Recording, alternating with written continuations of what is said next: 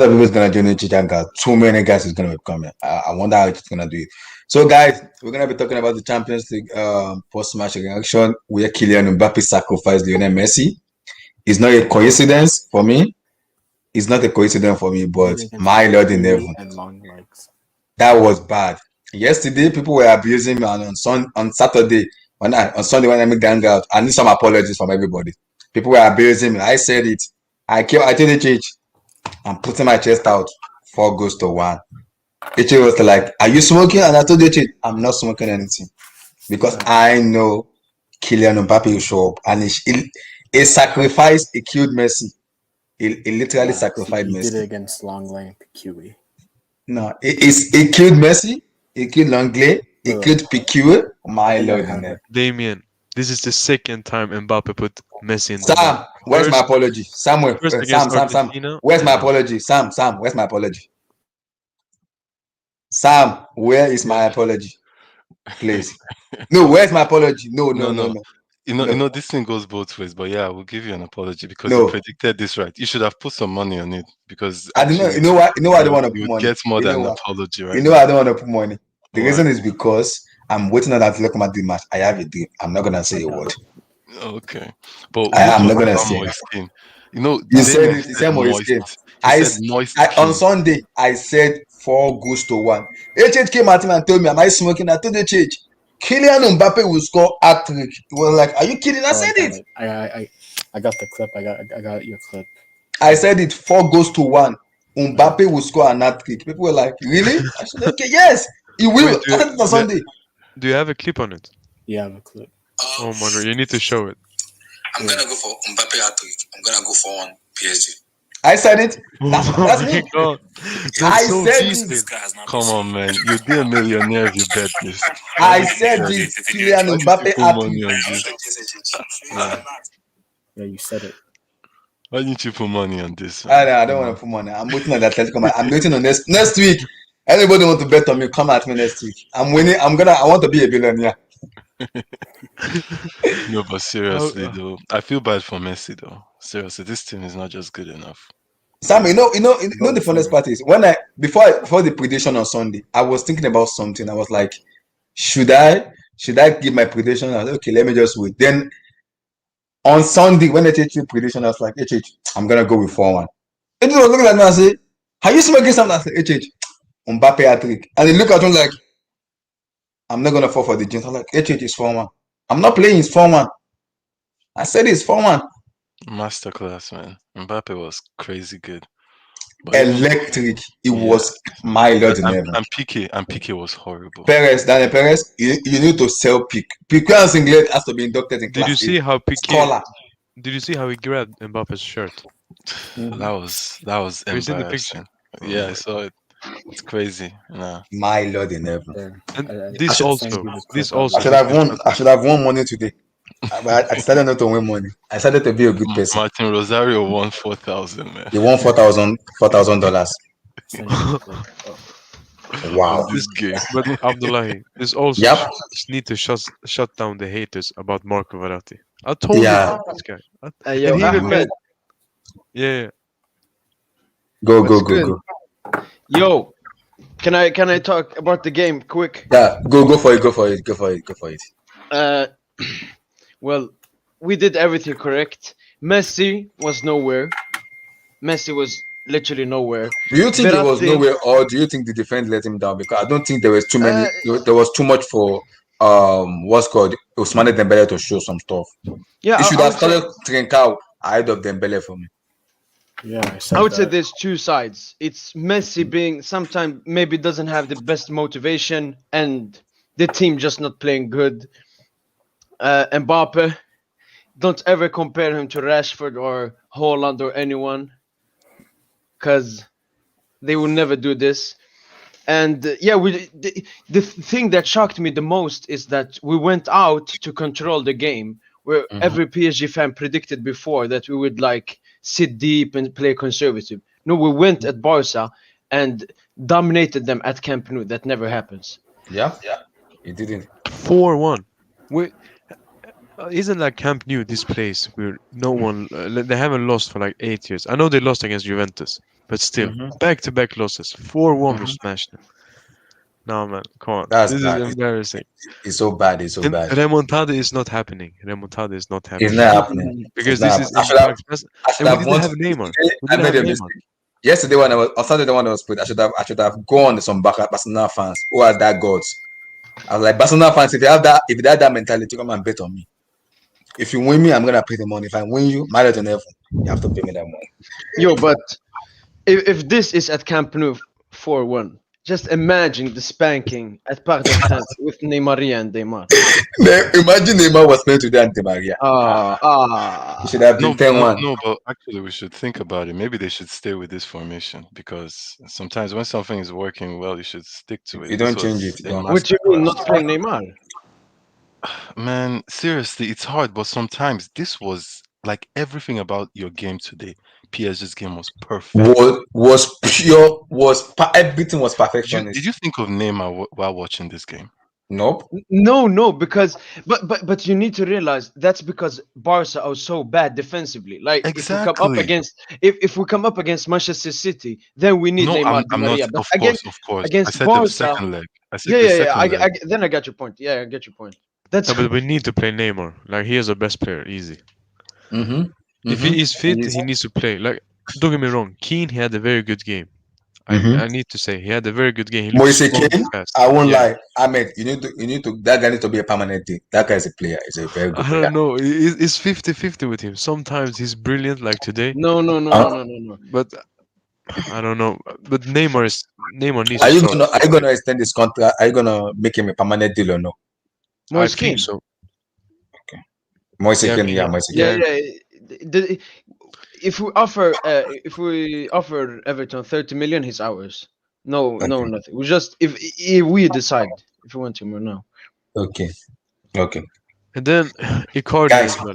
I think Ahmed, go on, go on, out of go on. all the goals that Kylian Mbappe, that third goal was Agutu.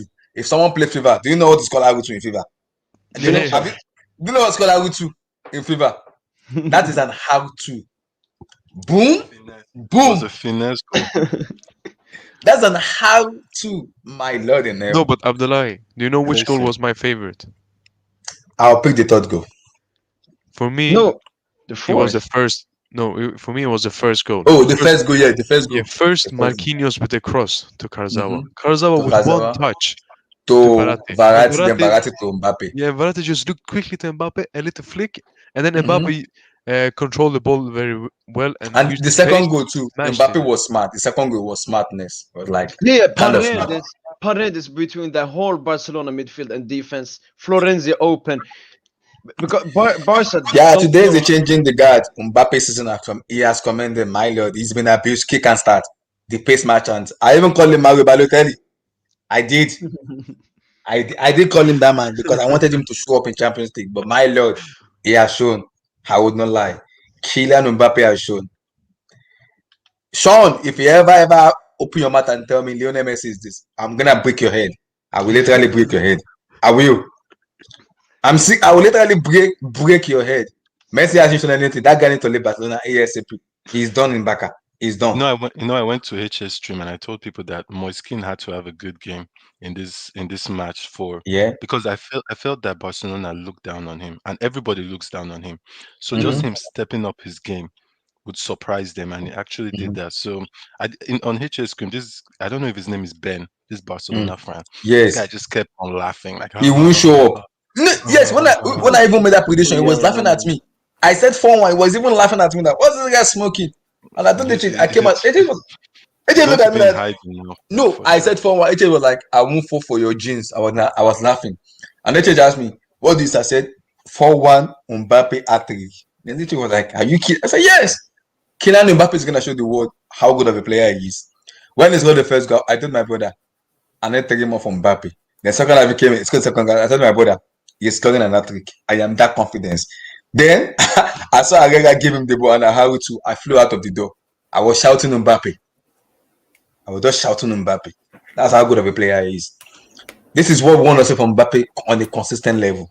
So Ahmed, do you think you guys can win it? It's a long way. Yeah. Yeah. It's a long way.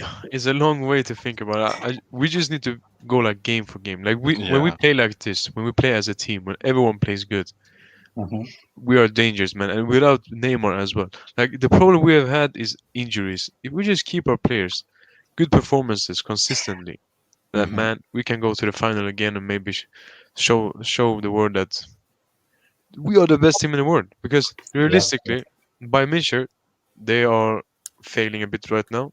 They are Mhm. bottling it in the Yeah. league, especially. City, Yeah. they have been bottling it previous years in the I don't Champions League. trust. I don't trust City. For me, I don't. Yeah, I don't trust City, and I can't put them as favorites in the Champions League when they bottle it each year. So for Mhm. me, we're one of the favorites to win it this season. That Damien, makes sense. Well, talk about your guys, man. How did they feel? What went wrong, bro? What went wrong? You need to tell me what's going on. what went wrong? Um, I mean, a lot went wrong. I mean, you can't really blame Koeman. I mean, like our center backs. I mean, I blame him. You know why I blame him? Usmane what? Dembele shouldn't have played. Trincao should have played that match, not Usmane Dembele. Yeah, He should I not have said played that that match. Trincao should have started. He's like Mhm. he was on form, but you can't Yeah. really blame When him. he even came in, it was PSG was afraid to even mark him. It was going like it was feeling like when Messi was like 19 years of age, going past play. I was like, who is this guy? Then I was like, Trincao. Then why do you put this guy on the bench? Why? Yeah, But the thing Why do you with put him on the today's bench? game is that if Barcelona had a good defense, I think they could have drawn this game 1-1. I think the Yes. fact that yeah. PK had a horrible game. He Yeah. had a horror game, like It was literally. his first game though. Because that Yo, Mbappe's first goal was Bro, unstoppable. Mbappe But was the eating up second one, Dest, let's be honest. Well, Mhm. Hassan, Yo, I don't. do you want to explain about Marco? Because you've been Azan, hating a where's my lot. apology? listen, man. Where's my I'll give apology? I Marco his said Well, props on it. 4-1. I'll give No, no, Marco his props. I'll give him his props. Sorry. Masterclass performance in midfield today. Thank you. Thank you. Azan, Yeah. where's my Finally. apology? You need to give me my apology. I should have For bet. I what? should For have what? bet. I predicted 4-1. I did it. yeah, he did. Abdullahi, Okay, cool, Yeah. man. Congrats. Abdullahi, I Yeah, am marvelous. sorry. I am sorry. You see, here's the thing. This game has left me with more questions than answers. My first question is, are PSG really this good or are Barcelona really that bad? That's the first question. Nobody Combination answered. of two. Combination of Nobody, Yeah, two. nobody, yeah, nobody combination. answered. My second question is, are PSG legitimate favorites and people are refusing to give them their credit and their applause because they're PSG and they've never won it before? Or is this a case of they're playing this good because of what happened at Camp Nou and they want vengeance? Because we can see them perform superbly in this game, get past Barcelona, and then revert back to the PSG of old.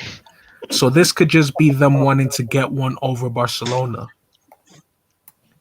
My I third agree. Possibly. question, Mhm. would Mbappe have played this well had Neymar He would and have been better. Di Maria It would have been played He very would have well. been Yeah, better. Because- Even better. because Even better. because Even Neymar better. is the creative player in that team. He would have played so No, better. no, I've he seen wouldn't have. Mbappe and Neymar play. I've seen them play in Bro, PSG. Barca's Yeah. lucky Neymar's out. It could have got ugly. If Neymar was No. there, it's maybe 6-1 for us. No, But- it wouldn't. 7, not but- even It 6, wouldn't 7. have been that. I don't But think you this can really is say this that. I is think the people need argument to though. understand. This is the argument though. Would Neymar have facilitated them to be this aggressive? I feel like Mbappe was cutthroat because he has no ties to Barcelona. If anything, he was trying to put a stake in the ground to say, I can be as good as Messi. Abdullah, Yeah, I'm there. I can hear bro, you. you gotta mute, bro. You know, he was trying to say that. Fun fact, since 1999, Mbappe is the first player to score a hat trick at the Camp At Nou Camp in the Nou. Champions League. The last player to do it was Andrei Shevchenko. So Yeah, which is I feel crazy. like this was a statement by Mbappe to say, listen, Neymar this, Neymar that, Di Maria this, Di Maria that. I'm a baller. I'm tired of people labeling me as a pace merchant. I'm tired of people labeling me as knock and run. I can put a team on my back and I can lead them to the promised land. Because my whole thing is this: had Neymar been on the pitch, it could be a situation where Neymar tries to take 1,000 touches, do like 5 rainbow flicks, tries to show off and showboat, and Mbappe just gets sidelined and marginalized. I don't get it why we need to like hate on Neymar for what Mbappe I'm not hating on Neymar. I'm just making a point to say but we that don't need to look at Neymar that point not being there unleashed and unshackled Mbappe. Mbappe was a free man. He was a man with a mission, a man with blood in his eyes. Even the celebrations reaffirms to you that he knew what this meant. And it's like a part of him that I had never seen before. It's almost Cristiano-esque in the way that he was able to do that. Maybe because he had the pressure on his shoulders because Neymar was out. I was about to say it because and then we all said this game it's Mbappe's time to show up. Yeah. Well, last 2 things before I just go mute. Hassan, you're a Liverpool fan, right? Yeah. Isn't it very ironic that these Liverpool fans are starting to take their heads out now that Liverpool has won a game? Where have you been for the past 2 weeks? Well, relax. I was there when we got touched by City. I was there. Were you? Yeah, he was. Okay. I'm sorry. And my last thing is I just hope Egg Boy Hero, Just Bestin, Benjamin Babine, I just hope those guys are doing very well. Yeah, I just hope they're doing very, very well. Red Devil, where's my apology? Red Devil. Europa League Devil. Where's the apology? Red Devil. What apology? What yes, apology? I said 4-1. Where's the apology? Europa League Devil. Where's the apology? Everybody laugh at me like maybe I'm a moronic. I keep on saying to people like I never said that the Barca were going to win this game. I thought you were among them that were laughing at me when I said 4-1. Yeah, I thought 4-1 was a bit of a big estimate. Do you know why I said 4-1? The reason I said 4-1 was 2 things. The reason was because when I had Neymar was not playing, I told Ahmed, I want Kylian Mbappe to show the entire world I am that good. Because I have watched Mbappe play. I know how good of a player he is, right from Monaco. So he has shown it. So this is his time to shine. Mbappe, I get that. Like, make no mistake, Mbappe was absolutely world class and brilliant today. No doubt about that. I'm not going to take that in. I'm not using this as an excuse. But the reality is, and the reason why I said several times that Barcelona were not going to win the game was that their defense consistently has been awful, has been bad, Class A. Has been class A. Let's be real. The only reason why people thought that Barca might have a chance in this game was because Neymar was injured and Messi could do a Messi thing. That's it. There was no other reason why people thought Barca might win other than Messi might do something and Neymar was injured. Outside of that, what other reason was there for that you'd say that Barca were going to win the game? Nothing. Literally none. Yeah. It was Barca fans. My perspective. It was Barca fans that was too much hype on because of Lionel Messi has been informed. My perspective and reasoning behind why I said Barcelona had a solid chance was simply because, first of all, I don't watch much of Uber Eats. So I had been hearing, even Ahmad said this himself, that PSG had been inconsistent in their domestic league. So I was like, well, it could be a case where they're not really taking things seriously. And then I factored in psychologically how up for it would PSG really be when Barcelona hold a trump card over PSG with the whole 6-1 miracle at Camp Nou thing. So I just felt like, okay, adding those 2 things and factoring in that Neymar and Di Maria are injured and we're not really sure how fit Marco Verratti will be, it seems like a situation where Barcelona could just sneak a win. I did not expect for Barcelona to be this bad. I am appalled. Abdoulaye, I am sorry. I will be carving out your apology in my skin. But the thing is, the thing is marvelous. But the thing is, we actually have the evidence from previous Champions League knockouts to show that's the case, though.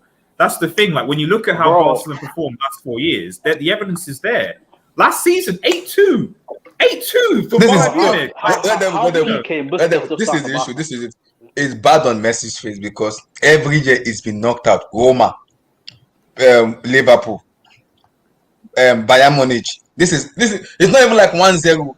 It's been way too many. Abdullahi, Back-to-back beatdowns. Abdullahi, I told you we will finish Barca this game and then we will take Messi from them. Watch. You know, I don't even find that funny. I actually think Ahmad might be right because if you guys recall, Neymar jokingly, with kind of like a witty smirk, said he hopes and he's spoken with Messi that they plan on playing together before Messi retires. Everyone's so like confident about Messi going to City that they're missing the fact that Messi may just go to PSG. And imagine that narrative if he goes to PSG and wins what will be his 5th Champions League and PSG's 1st Champions League with Neymar. I mean, wow. But it wouldn't I make still think any we'll retire sense. Barca, to be honest. I still Wouldn't think make we'll any retire. sense. Also, do PSG really need Messi? I know that's controversial, but do they really need? Ahmed, I'm asking you this: like, do PSG really need Messi? The thing is, go on, PSG. You go first. But I think that Nasser, our president, he will more do this like a dig at Barca. Even if Messi is old and maybe only plays 1 year, he will do it just like Barca. Here you go. We beat your ass, and now we get Messi from you. So okay, also Messi is good business. At the end, so Red Devil, I agree with you. Yeah, I agree with you. Like, Messi is Messi, and whichever team in the world would love to have him, but he costs 100 million a year potentially with the contract. And I saw Kurzawa today. He was pretty good, but in some situations he got absolutely spun by the Oos. Yeah, So- Dembele was tricky. Yeah, so there's some positions in our team like the fullbacks that I would maybe rather spend the money there than another attacker. But if we get Messi, I will be over the moon because it's Messi. You know, another thing this game really just hit right on the head for me was how shambolic Barcelona's transfer policy is. Isn't it ironic that they sell Suarez and you look at how incredibly well he's playing for Atletico Madrid, yet they have Coutinho, Griezmann, Ousmane Dembele, they have Busquets who cannot run or beat a press to save his life. They have PK. Have you guys seen that picture of PK grabbing at Mbappe's shirt? Yeah, man. And Mbappe's just zooming past him. That picture, that wallpaper, Abdullahi, in my opinion, you should use that as a thumbnail for this stream because that perfectly summarizes what we just saw. I'll tell the fan. Can someone send it to me? Someone should send it to me. Bro, Barca, they were 4-1 down and bringing on Braithwaite for a goal. Someone needs to send that to me so I can use it as a thumbnail. Anytime I say this, people laugh. In my FIFA career mode, Braithwaite plays for Bologna in the Serie A. Like anytime I start up a career mode, the computer automatically sends him over to Serie A. That's his level. Why does he represent Barcelona as their number 9? Marvelous. You need to also question Coman because you guys were 3-1 down. You still have a chance. Wait. No, you guys. I'm not a Barcelona fan. Oh, yeah, okay. Yeah, But yeah. to Hassan's point, because he said he talked about the substitutions. Yeah. Like you were Barcelona were 3-1 down, and he takes one of the centre backs off and put 2 attacking players, and then concedes a 4-1, and then the game is over. I don't think they will win in the second leg. There's more of a chance of you going through if the game finished 3-1. Can I also add to this just a minor point? Like Ousmane Dembele was bad, and I mean bad certainly from a defensively tracking point of view. Decision making wasn't that great. Not tracking back. But he was not tracking, and that part did help to the room. I will change my Twitter Abby very soon. I need to change my Twitter Abby to what you sent to me, Damien. I will do that now. So But shout out to Poch, man. You got it right today, innit? You got it right today. Yeah. No, absolutely. Yeah. When you took off your gate, that was a smart move. Yeah, I was about to say it. It was on my tongue right now. To take off. I was screaming. I was writing on Twitter, take off guy, because the guy will get a red card soon. Red card, yeah. And then yeah. people are forgetting Paredes and Verratti both had yellow cards previous. So if they received the yellow card this game, we wouldn't have them for next game. So then he took off Verratti in the 75th minute. Very that was a clever. good sub. Yeah. And then Paredes, he was just immense today. Can we just have a round of applause for Marco Verratti, please? Nah, yeah. I told you about him. I told you. Marco. Listen, he was good today, man. He was good today. Clap with me, please. I think it's because we've stopped. HH has stopped using these bigging up these words. That's what's happened. Listen, Marco would have been good, but HH overhyped him. The thing is, I think Verratti has always been this good, but yet again, because he plays for PSG, and there's just something about PSG that just thinking of the club makes you want to discredit them. Nobody watches it. Nobody watches that league as much, so we don't really give them their props. Marco Verratti is a baller. Listen, I knew this guy was a baller when they beat us at the Parc de France 2-1, I think, was it 2018 or 19? Yeah. I think he was man of the match. He's a good player, but HH overhypes a minute. That's why I have to put him down. Also, he picks up injuries quite a lot, and then sometimes it takes him a while to actually recover from those injuries. So you can come back like in a game and not potentially have a good game. Because I've changed my habit. I've changed it now. Yeah. Do you guys want to know the scary part? And Ahmad, you probably know this, but I don't think anyone else in this hangout knows this. Marco Verratti is a chain smoker. Imagine if he didn't smoke cigarettes. Imagine how good he would be. I don't think he still smokes. It would be crazy if he still smokes. He's a chain. No, he still smokes. No, I mean, is it true? Pochettino said, Kylian Mbappe told me yesterday that at the training, he asked me, how many times have I won at Camp Nou? Once I told him once. He replied with a smile and told me, tomorrow we'll make it number 2. He's a top player, without a doubt. I really hope this convinced Mbappe to stay here, because if he looks at Barcelona and Real Madrid, they're finished teams, aging squads. PSG has one of the best futures. Ahmad, you're talking from a selfish perspective, though. Yeah. Don't you think the right thing would be for him? Well, I don't want to say right thing because there's no right or wrong. Everything is subjective. But the progression should be for him to go to Real Madrid.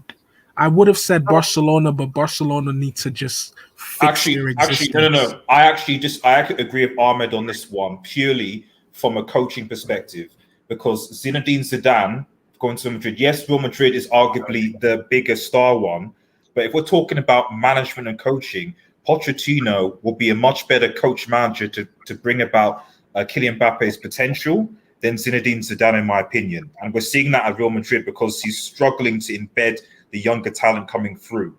So Zidane, the manager, is not a coach, innit? So yeah, exactly. Whereas Pochettino, like you saw what happened with Spurs. You saw all the young talent he brought through the academy to come into that Spurs side, and he did what he did. So if we're talking about nurturing young talent, that is what the one thing that Pochettino is actually good at. So, in terms of even Antoine Griezmann said after the postmatch, they asked him, they said everybody needs to enjoy Kylian Mbappe. It's gonna be of the level of Lionel Messi and Cristiano Ronaldo, without a doubt. I have no doubt in him. He has that talent to be that. Wait. Griezmann just said that about. Yeah, he just said that. Yes, he said everybody needs to enjoy Kylian Mbappe. He's on the level of Cristiano Ronaldo and Lionel Messi. He's a top player, without a doubt. So Griezmann says that after getting baptized. Marvelous.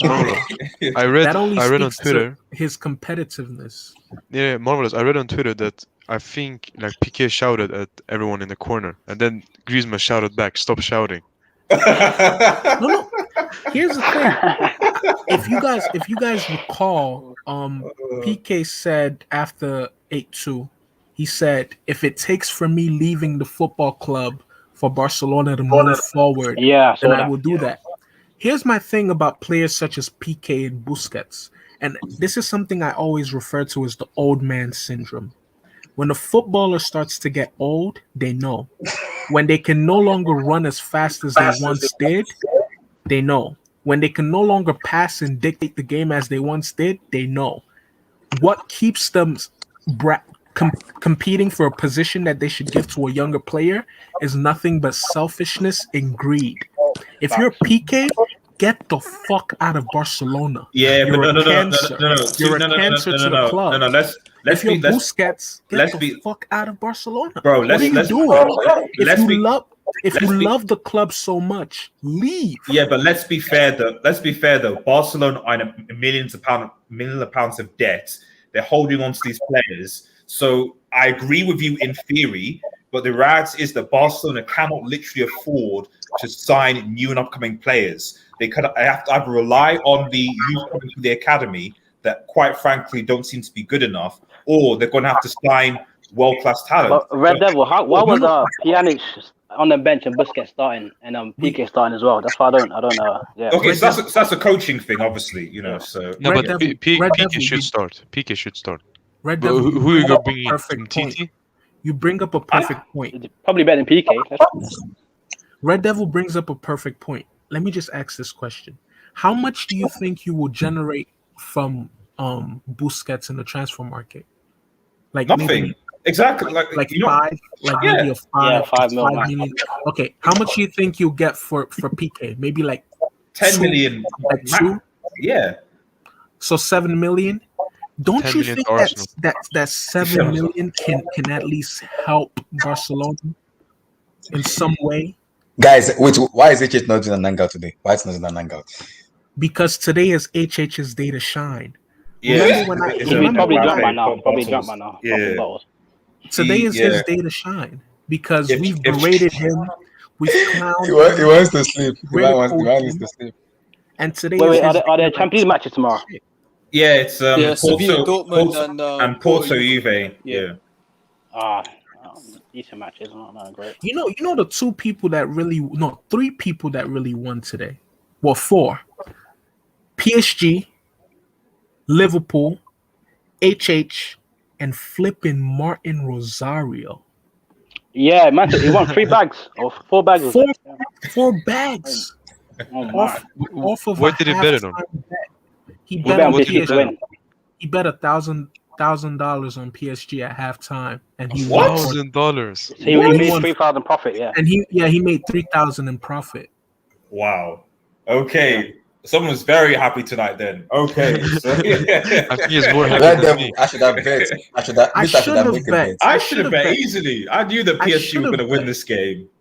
No. You see, good thing I didn't bet. Did he put that Mbappe was going to get a hat trick? Imagine if I said it. I said it. That may be what he put to be able to make such profit. He must have. I said it on something because PSG the funniest part is on Sunday when everybody was making prediction, I was laughing. I listened to everybody, and I shut my mouth up. So it came to me, I was like, "What's gonna be this?" And I said 4-1. It was looking at me, am I smoking? I said no. I said it out. Kylian Mbappe was going to hat-trick. He said why? I said 1. No Neymar. This is time for him to show the world. He has to. I want him to show the world that he's that good of a player. Because I rate him a lot. He has to show the world. Abdullah, that's the most craziest thing. I don't know how you predicted 4-1 and then a Kylian Mbappe hat trick. I came out and said it. Kylian Mbappe will score a hat trick and he did. Abdullah, what part of Nigeria are you really from? I'm from West Africa, Nigeria. I'm from the Yorubas. Yoruba, what state? What state in specific? From Ogun State. You're from Ogun State, right? You know what Ogun means in Yoruba language, right? I know. I know your secret, bro. I know your secret. I'm not gonna expose you. No, to be sincere, I wasn't using anything. I was that confident because the reason is because using that Ogun power. No, I did not use anything. The reason is because people has been going on Mbappe a lot. It's been like I also came out and said he's the Black Balotelli, but I was like, okay, he needs to show up because too many names has been on too many let me say too many people has been abusing him too much, and he has to stop because I consider him to be a very, very talented player. For me, I put him on a world class level. On his talent, he's on par with this kind of Haaland and Sancho. It's even above them. That's how I rate Kylian. He's better than Haaland. Come on, bro. He's better. Yeah, I know. I'm saying in terms of those young talents. Yeah, I put him on that par because it's kind of better than them. So when people when it was like Mbappe and I told you, can you just shut up your mouth and don't even talk about this guy anymore? Just shut up. Don't talk about this man, please. Then don't talk about him anymore. Just shut up, please. He's a good player, but don't hype him too much that he now went to class A or scholar. I don't want that. He's a good player. So when everybody was like on Sunday, I was like, okay, I'm going to like my mouth shut. I was like 4-1. It was like, I said 4-1. Mbappe hat trick. He looked at me. I was like, I'm not Bro, joking. did you see when Navas almost made that mistake, bro? That was I almost flew my remote out when he did. I was like, yeah, Navas, bro. please Guys. don't make any serious mistake. Th- My there was prediction the was the first. right today. This was the first time in a while Navas has made a mistake. Did you see Ter Stegen in that game? Yeah. Oh, He made good The saves. Ken goal. Ter Stegen Moise did Keane goal. well. The Moise Keane goal. Can I ask a question? And I would love for everyone's opinion on this because this is something that I often ask myself and I try to rationalize. But more specifically, I would love Ahmad's response. When a young player in Europe is like the hottest thing and clubs are vying for his signature, a lot of times I'm always mind boggled as to why they pick PSG. Why do you think that is? Like, there has to be something other than the money and the lifestyle because it's happening more and more often. Paredes could have gone to Juve or Chelsea. He chose PSG. Neymar could have gone anywhere he wanted to. He chose PSG. Mbappe from Monaco, City wanted him, Real Madrid wanted him, Liverpool wanted him. He chose PSG. Icardi out of Inter, he chose PSG. So I don't think all of those guys have the same personality to where they're only going to Paris for the lifestyle and for the parties. Why are they going there, aside from the money? The most of the project, players innit? you said, like Neymar, we were the only one who could afford him, and maybe City, but we were the only one who actually went for a release clause. Exactly. Yeah. And then same with Mbappe, but Mbappe is French. I think it was the right move for him because he was like 18 when he joined, or 17 when he joined, going to still playing for France and in a big club like PSG, competing in Champions League was a really good move for him. And the other players, it's just a project, man. Like if you look at PSG right now, they're one of the best teams in the world. And then on top of that, if you win the Champions League with PSG, that's huge because it's our first Champions League. We will always be remembered in the club. So if, for example, a player like Mbappe, if he goes to Real Madrid and wins the CL, I don't think it's as big as if he won it with PSG because it would be like Real Madrid's 14th CL. It's just another one. But in PSG, everyone will love him. So I think it's purely because of the project and the ambition Red Devil, what do you think? I think all of those players were for different reasons. Obviously, in the case of Neymar, they were the only club in Europe realistically they were going to spend that amount of money. Mbappe, I think, kind of made sense at the time because he was only what was it 18, or maybe 19? I think it was 18 or 17. 18, yeah, exactly. So like he's French born. He probably didn't want to go. It was only really one season in Monaco as well. So he probably felt that was the right move to stay in his country, and then obviously move to PSG. He felt that was the right move at the time, rather than going to any other place. And at that point in time, some of the other clubs at Liverpool and Bayern were not necessarily where they were. As for the other players, obviously, what seemed to switch for after I think the Neymar signings, that it seemed to be PSG were trying to focus more on trying to establish a more coherent, balanced team than just signing. Because up until Neymar, to be honest, PSG's policy was the sort of Galactico, trying to sign big names of policies, throwing money at them, etc. As soon as Mbappe was signed, ever since then, they've been focusing more on maybe trying to build a more collective, balanced team. Even though there's an argument that I think Ahmed has told me multiple times on the channel that like Tuchel didn't really get the players, wasn't really backed, etc. So yeah, I just think that like clearly they wanted to create an establishment, a balanced PSG sort of side that can go on and that can have longevity, rather than necessarily just a team full of superstars and Galacticos. But I don't necessarily think that PSG at the level yet where you could say, oh, all the young prospects are wanting to flee to PSG and play for them. I don't think they're there at that level as of yet. So I think some of that is out of their hands because of the nature of the league, because it's not as competitive in quotes compared to some other leagues. So But that's why. Imagine if they create a European Super League. Yeah, so that's the well, to be honest, I actually have a theory on this, and that like, and hear me out here for 1 second, but obviously as people know, or maybe don't know, they're introducing the the UEFA Europa Conference League from this year. It's like the 3rd tier division for those who don't know or whatever. So I pray that my team isn't in that league. Anyway. Same. Yeah, good evening. But the reason why I think they've created it is that if you know in 2024-25, UEFA are actually talking about reformatting the Champions League, and what they're thinking about doing is, rather than having what we have now with the group stages and knockouts and blah blah blah blah blah, it's going to be like a proper league. So instead of like knockout 38 game seasons. Yeah, I think I've seen sort that. of like that, exactly. Yeah. So essentially, you're going to have a situation where like the Champions League is going to be think of the Champions League as Division 1, the Europa League as Division 2, and the UEFA Conference as Division 3, and then there's going to be movement between those leagues every sort of season, if that makes any sense. That's what I think they're trying to move towards, so that they can prevent this whole mega Super League breakout from that is the threat from a lot of big teams around Europe. That's what I think the UEFA are planning, which sounds crap, but it staves off the European Super League problem. Yeah, but I think it will happen. No, here's the thing. I think it will happen, but UEFA wants to reap the profits. They don't want to lose out on the money.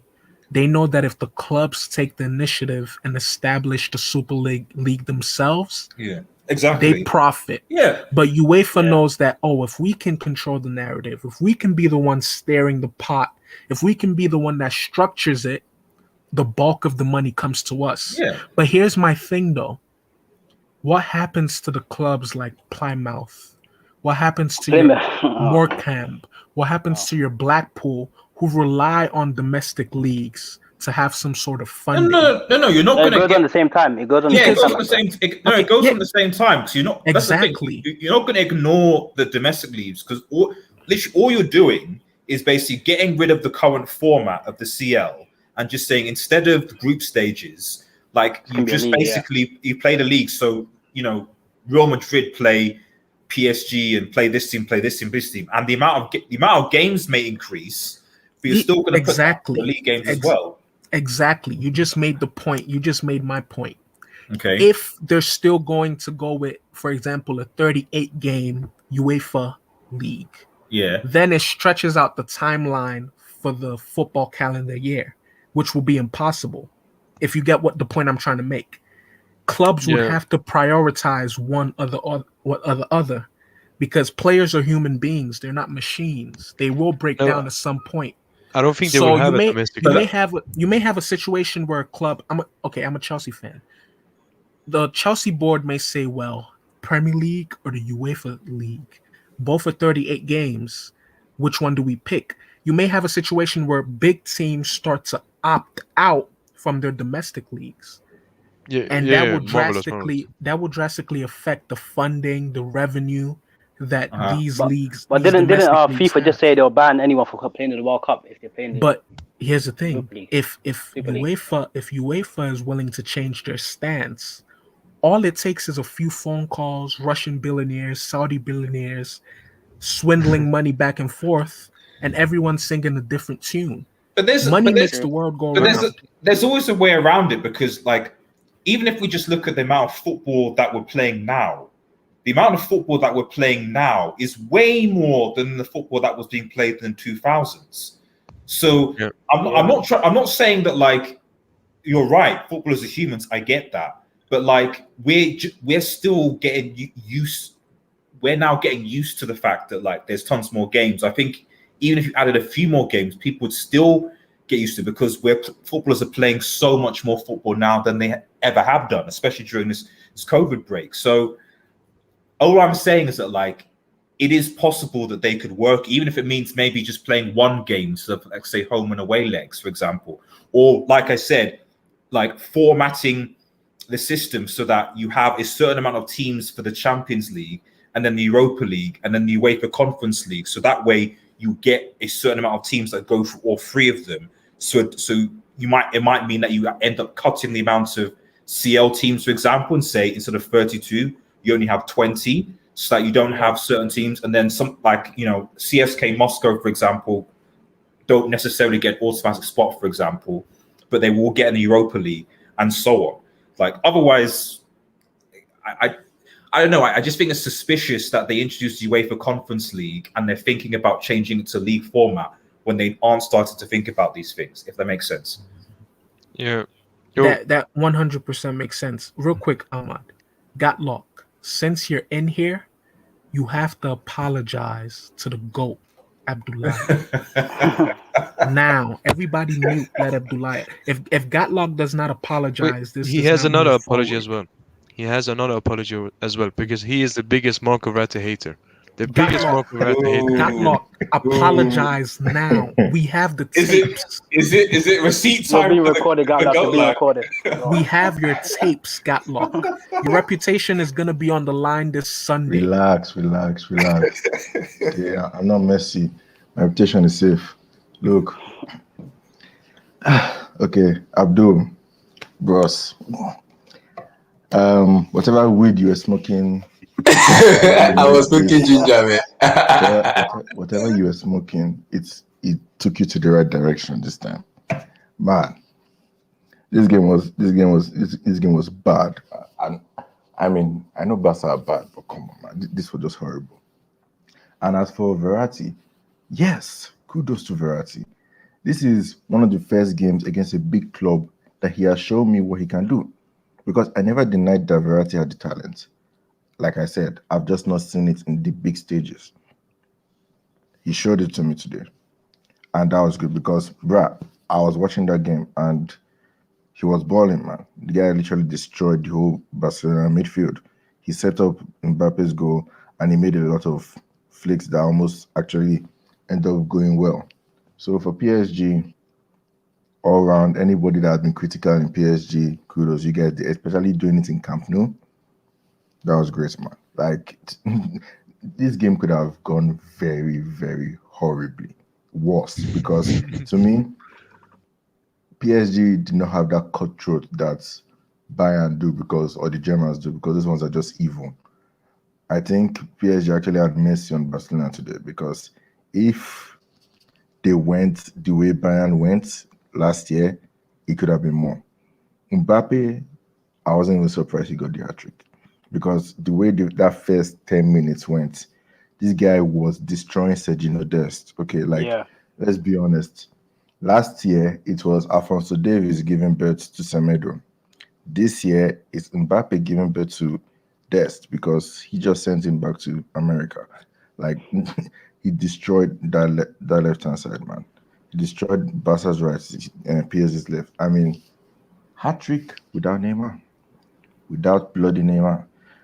It's funny how these teams tend to do well without him, but still, if Neymar was in this team, oh Lord, it could have been worse. Especially with Di Maria, because Di Maria hates Barcelona, Real Madrid. Shout out Moise Kean as well. Had a really good game today. Yeah. I'm very impressed by Moise Kean actually. So it seems I didn't expect that. What I saw from Everton, I thought average player, but he looked good today, man. He looked really good today. He was doing what, like, even in the group stages, when he came in, the games that he played, like he actually saved PSG a few times and actually did a good performance. So, and it just goes to show you again, when you have a good manager and you coach a player, you can take them that. I mean, promoting for goodness sake last season. The thing with Moise Kean is he's I wouldn't say he's a very good footballer, but he's a very good squad player. Like I wouldn't have him as my first striker and rely on him on the future. But he can come and play as a right winger. He's fast. His defensive work is the best thing with him, in my opinion. The way he tracks back. Let me ask you a question. See, that's my thing, because I was getting a lot of heat on Twitter when people were saying, "Oh, I said that the PSG team look a lot more balanced without Neymar in the team." And everyone said, "Oh, Neymar's the best player." I agree. Neymar is the best player for PSG. But you mentioned one key thing that I noticed, certainly when I was watching him play against United and maybe against RB Leipzig, was that one of the things for Neymar was that defensively, like he's not as good, or he doesn't really track back, which could be a problem. Certainly in the two United games I saw, although PSG won the other one, he didn't really track back. He didn't really cover, which Moise Kean did, and which helped a lot. Yeah. So I do wonder sometimes if, like, you come against a better team, if Neymar is playing, he does that, whether he might get punished, if that makes any sense. But I don't know what your thoughts on that. Yeah, Neymar only tracks back when he gets tackled or loses the ball. Then that's the only time he tracks back. But I agree with you, but I would still risk it for there's also having one Neymar more on the player squad. I actually want to praise. Bruh, this guy is trying to revitalize his career, man. Draxler, I know the guy is still a bit, but when he came on, he was good, man. He was good. I think he set still up want him out. Neymar's hat trick, man. Still wants him out. He looks so lazy in other games. Like, I know he was very good when he come in. I think Herrera was also really good when he played. Yeah. In the second half. But you know, one player we need to big up, Marquinhos, man. Like, the guy is so versatile. His defensive skills, the leadership. And did you see the first goal? The first goal, the ball he made. Oh my god. Yeah, like I said, in the first 10 minutes, I saw how this game was going because it was open, which was very stupid in Koeman's favor. It was very stupid because when PSG attacked, they were tearing them open. Every time PSG attacked, I was afraid for Barcelona. Every time Barcelona attacked, it was like, okay, let's see what happens. But okay, I was more confident in PSG's defense than Barcelona's defense. Marquinhos and Kimpembe locked that stuff. They locked that shit down, man, and that's going to be helpful for them. Left back, because otherwise but to me, I feel if you guys have a better left back, where's Bernat? I'm pretty sure that guy's better than him. He's injured. He has been injured for like 4 months. I think he will be back this month. Yeah, well, to me, he's the better. thing with Kurzawa is sometimes he shows like prime Roberto Carlos moments, like when he first laid it back to Verratti, but other times he gets give away a penalty, or he like fall down on the ground and Messi or Dembele almost scored a goal. He has all those stupid moments even though he's a good player. Yeah, that's Kurzawa, man. Like, look, PSG did Barcelona a favor, and sadly for them, there is a second leg this time. PSG did Barcelona a favor because there are some other teams out there that want to give a shit. This is going to be revenge for 6-1, man, because even that penalty was that was light. I saw the contact, but it was still light, man. And that's how crazy the game was. The fact that what's his name? Barcelona only scored. No, that was a penalty. It was a clear penalty. It was soft, but it was a penalty. Yeah, no, it was. I didn't say it wasn't a penalty. That was a clear penalty. That is not. It was lucky. Let's get that. It was lucky. Okay, fine. It was a clear penalty, and they scored this. That was it. That was literally anything. It was a clear penalty. Contact was clear. You see, this is what I love. This is what I love about PSG right now. Is showing it in these stages, because in the past, doing it in the group stage and beating Real Madrid and so forth, and Belgrade and that, and not replicating it in the knockout stage, like how PSG were against. I remember that season against Liverpool, they were great. Even when they lost 3-2, they were still good, and they beat them 2-1 Liverpool. And then they came and just went to go and lose to a further Man United. It's just that kind of stuff that annoys me, because the big boys show up in this time of the competition, and I think PSG are starting to understand that. Because look at Real Madrid, the three-peat.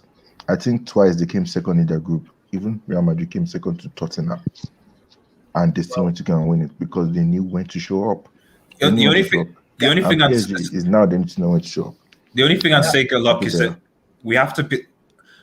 This was a great win for PSG. I should admit that, but I still do think that these needs to be taken into the context fundamentally of like a declining Barcelona team. I mean, you look at where they are in the Liga, and also their really bad defense. Like, I guess what I'm saying is that, like, okay, if Kylian Mbappe is doing that against like the way that Manchester City's defense are, for example, this season, obviously Atletico Madrid and so on, even to a certain extent Bayern Munich, despite the fact that I think their defense is still a bit shaky, as we saw with, what's it, Armenia B or whatever it is, that they conceded 3 goals to. No. Okay, let's not take that last Bayern game too seriously. Because no, I'm not. No, but I guess the point I'm trying to make is that, like, I just think that, like, I want to see when PSG play against obviously a side that basically has a defense that doesn't on average ship 8 goals every single European sort of, well, probably 4 goals, I think, you know what I mean. So, and see how they go, because when they did, i.e. against Bayern Munich, even against freaking Atalanta, they got through, but they still struggled, you know. So we'll just see what happens. Red Devils. The thing about PSG is that the rest of the competition is what you need to look at. Which other team actually has a decent defense, except for City and Atletico Madrid, I'd say. Yeah, but Atletico are lacking in attack. City are the only one who have balance in attack and defense. If, okay, let's say PSG Liverpool potentially, when they get, I think Van Dijk and Gomez, I think potentially coming back. Would they come back? I don't think this season. I don't think. And even if they come back by the end of the season, would they get fitness before they meet a PSG? The only way Liverpool defense will be good is if they reach the final by some funny way. I personally don't think Virgil van Dijk will ever be the same player because of the drastic nature of his injury. If I'm not mistaken, he had a very. I think he'll lose some pace. Yeah. He'll lose some pace and he'll lose some tackling strength, like strength in his tackle. So when he locks legs with a player, Marvelous, you know what that reminds me of? It reminds me of Asensio. Asensio and RLC. He hasn't been the same, man. Loftus-Cheek and VVD had very similar injuries, if I'm not mistaken. But what I was going to say to your point, Gatlock, is this, and I'm not saying this will happen because I don't think it will. I think this tie is dead and over. But wouldn't it be a very PSG thing to do? Oh, don't say it. To lose 4-0 at home to a very weekend. Wait for a hat trick. Let me explain why. I'm not saying it will happen, but I'm saying it will be a very PSG thing to do. And the last thing I'm going to say, because I have to run like a mile in 10 feet of snow to get to the gas station in a bit. That you see that Kuda, I don't know if he's watching, but that Kuda Chiquita guy or woman, that Supreme jacket is one of my favorite articles of clothing of all time. I love it. Can I respond to Marvel's thing about PSG do a bit PSG thing? Yeah, go ahead. The thing is, one thing I said about Tuchel and one of the things I praised him for is to change the mentality of the PSG squad. And I really don't think that will happen, man. And especially with the weakened PSG side, we have a much better side that we had against Barcelona last time. And we smashed them at their ground. Now it's like in our ground. I know we lost against United, but that was a ridiculous game. Even Red Devil, you can confirm it. It was a ridiculous game. We controlled the whole game, and it was just God wanted us to lose. So you mean Buffon? Buffon wanted you to lose, him as well. So are you talking about 2019? I thought you were talking about the group stage one. No, when we lost 3-1. 3-1 in Paris, yeah. Bro, I felt bad for you because that keeps them humble. Shout out, that was humble. I didn't feel bad. This should be that position anyway. Speaking of Buffon, HH tweeted something that anytime I think about this, I start laughing. Did y'all see the tweet where HH said, Buffon, ... if he gets a heart attack, I'm not saying anything. If he just accidentally trips and can't get up, is it UEFA's fault? Whose fault is it? That tweet is legendary.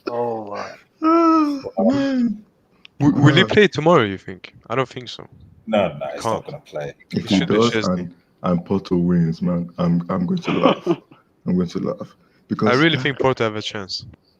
You know how, for example, 2012, how Chelsea were just winning and it could not be explained. I mean, I can count how many times Gary Neville was like, "Is written in the stars. Is written in the stars."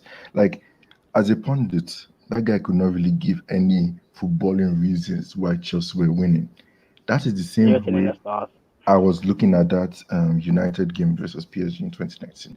Because I was looking at it and I was like, I have no footballing answer for this. Bro, I was shocked when they beat PSG. You know, I was shocked. I didn't watch football for 2 months. I really thought Oli was gonna bust the juju in the CL. I was shocked, bro. But Messi came back, man.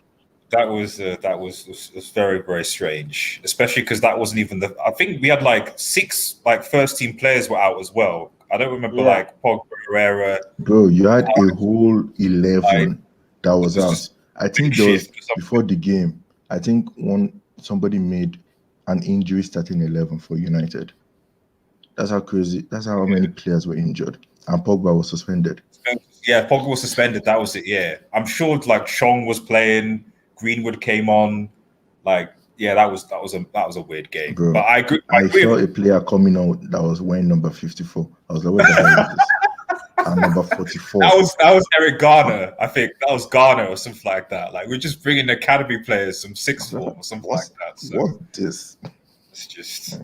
But no, I think Ahmed's right. They shouldn't have. That's it, Ahmed. You see, that's where my disrespect for Verratti was increasing, because did Verratti play that game? Oh no, he did play that game. He did actually. That's why I'm like, McTominay and Fred. A team with Fred McTominay and Andre Pereira. But that one you can't blame him, man. That one was a crazy game. 3-1. Like I think they had like 3 shots on target, and all of them PSG gave them. It was crazy. And Mbappe flopped that game a bit also. Yeah. Or this is Damien Perez channel. Those experiences on PSG last year showed me. Yeah, I know that last year the opponents they were meeting were dodgy, but still, how many dodgy opponents have they met and they've lost? So that's the thing. I'm just looking at it like. I think it was also the lack of 2-leg thing as well, because there was a part of me that felt. The reason we've seen PSG flop in the past, it's usually been over a 2-legged tie, as opposed to. I'm not saying the Champions League was irrelevant because it was a single-leg tie last season, but I'm just saying that like in previous times they flopped, they've had a really, really good first leg, and then it got counted out by the second leg. Yeah, true. I would have said that too. However, the Dortmund game was still 2 legs. We came back in that game, yeah. And they came back. That was the thing. And the thing with like it appears to be a shift in mentality. Yeah, I told you. Football and culture. It seems as though these players have come of age and they actually take things seriously.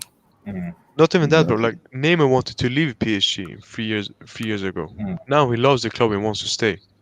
So the mentality is completely different. So why did they want Tuchel out then? The talent in PSG is the mentality and energy change. Why did they want Tuchel out then? That's why it doesn't make sense to me. It was problem with the sporting director purely, and we were pretty shocking. Yeah, like in the group stage, we struggled a lot. Like I think in the group stage, we got carried by Neymar. That's why we're even in the round of 16. So we had a soccer season this season. Poch to me is better, man. Yeah, if he can manage this team well, tactically, Poch is good. It's just man management he needs to do. If he can manage this team well, then I think Poch was perfect today. He did everything right today. Guess what? I don't know why, but I just have a feeling that if they don't get drawn in the quarters or semis, I think we might have Bayern PSG again. I hope. I would love anybody, because even though Liverpool won today, I watched those 2 goals. Those were like 2 mistakes. Listen, we don't want to because I'm such a sick individual.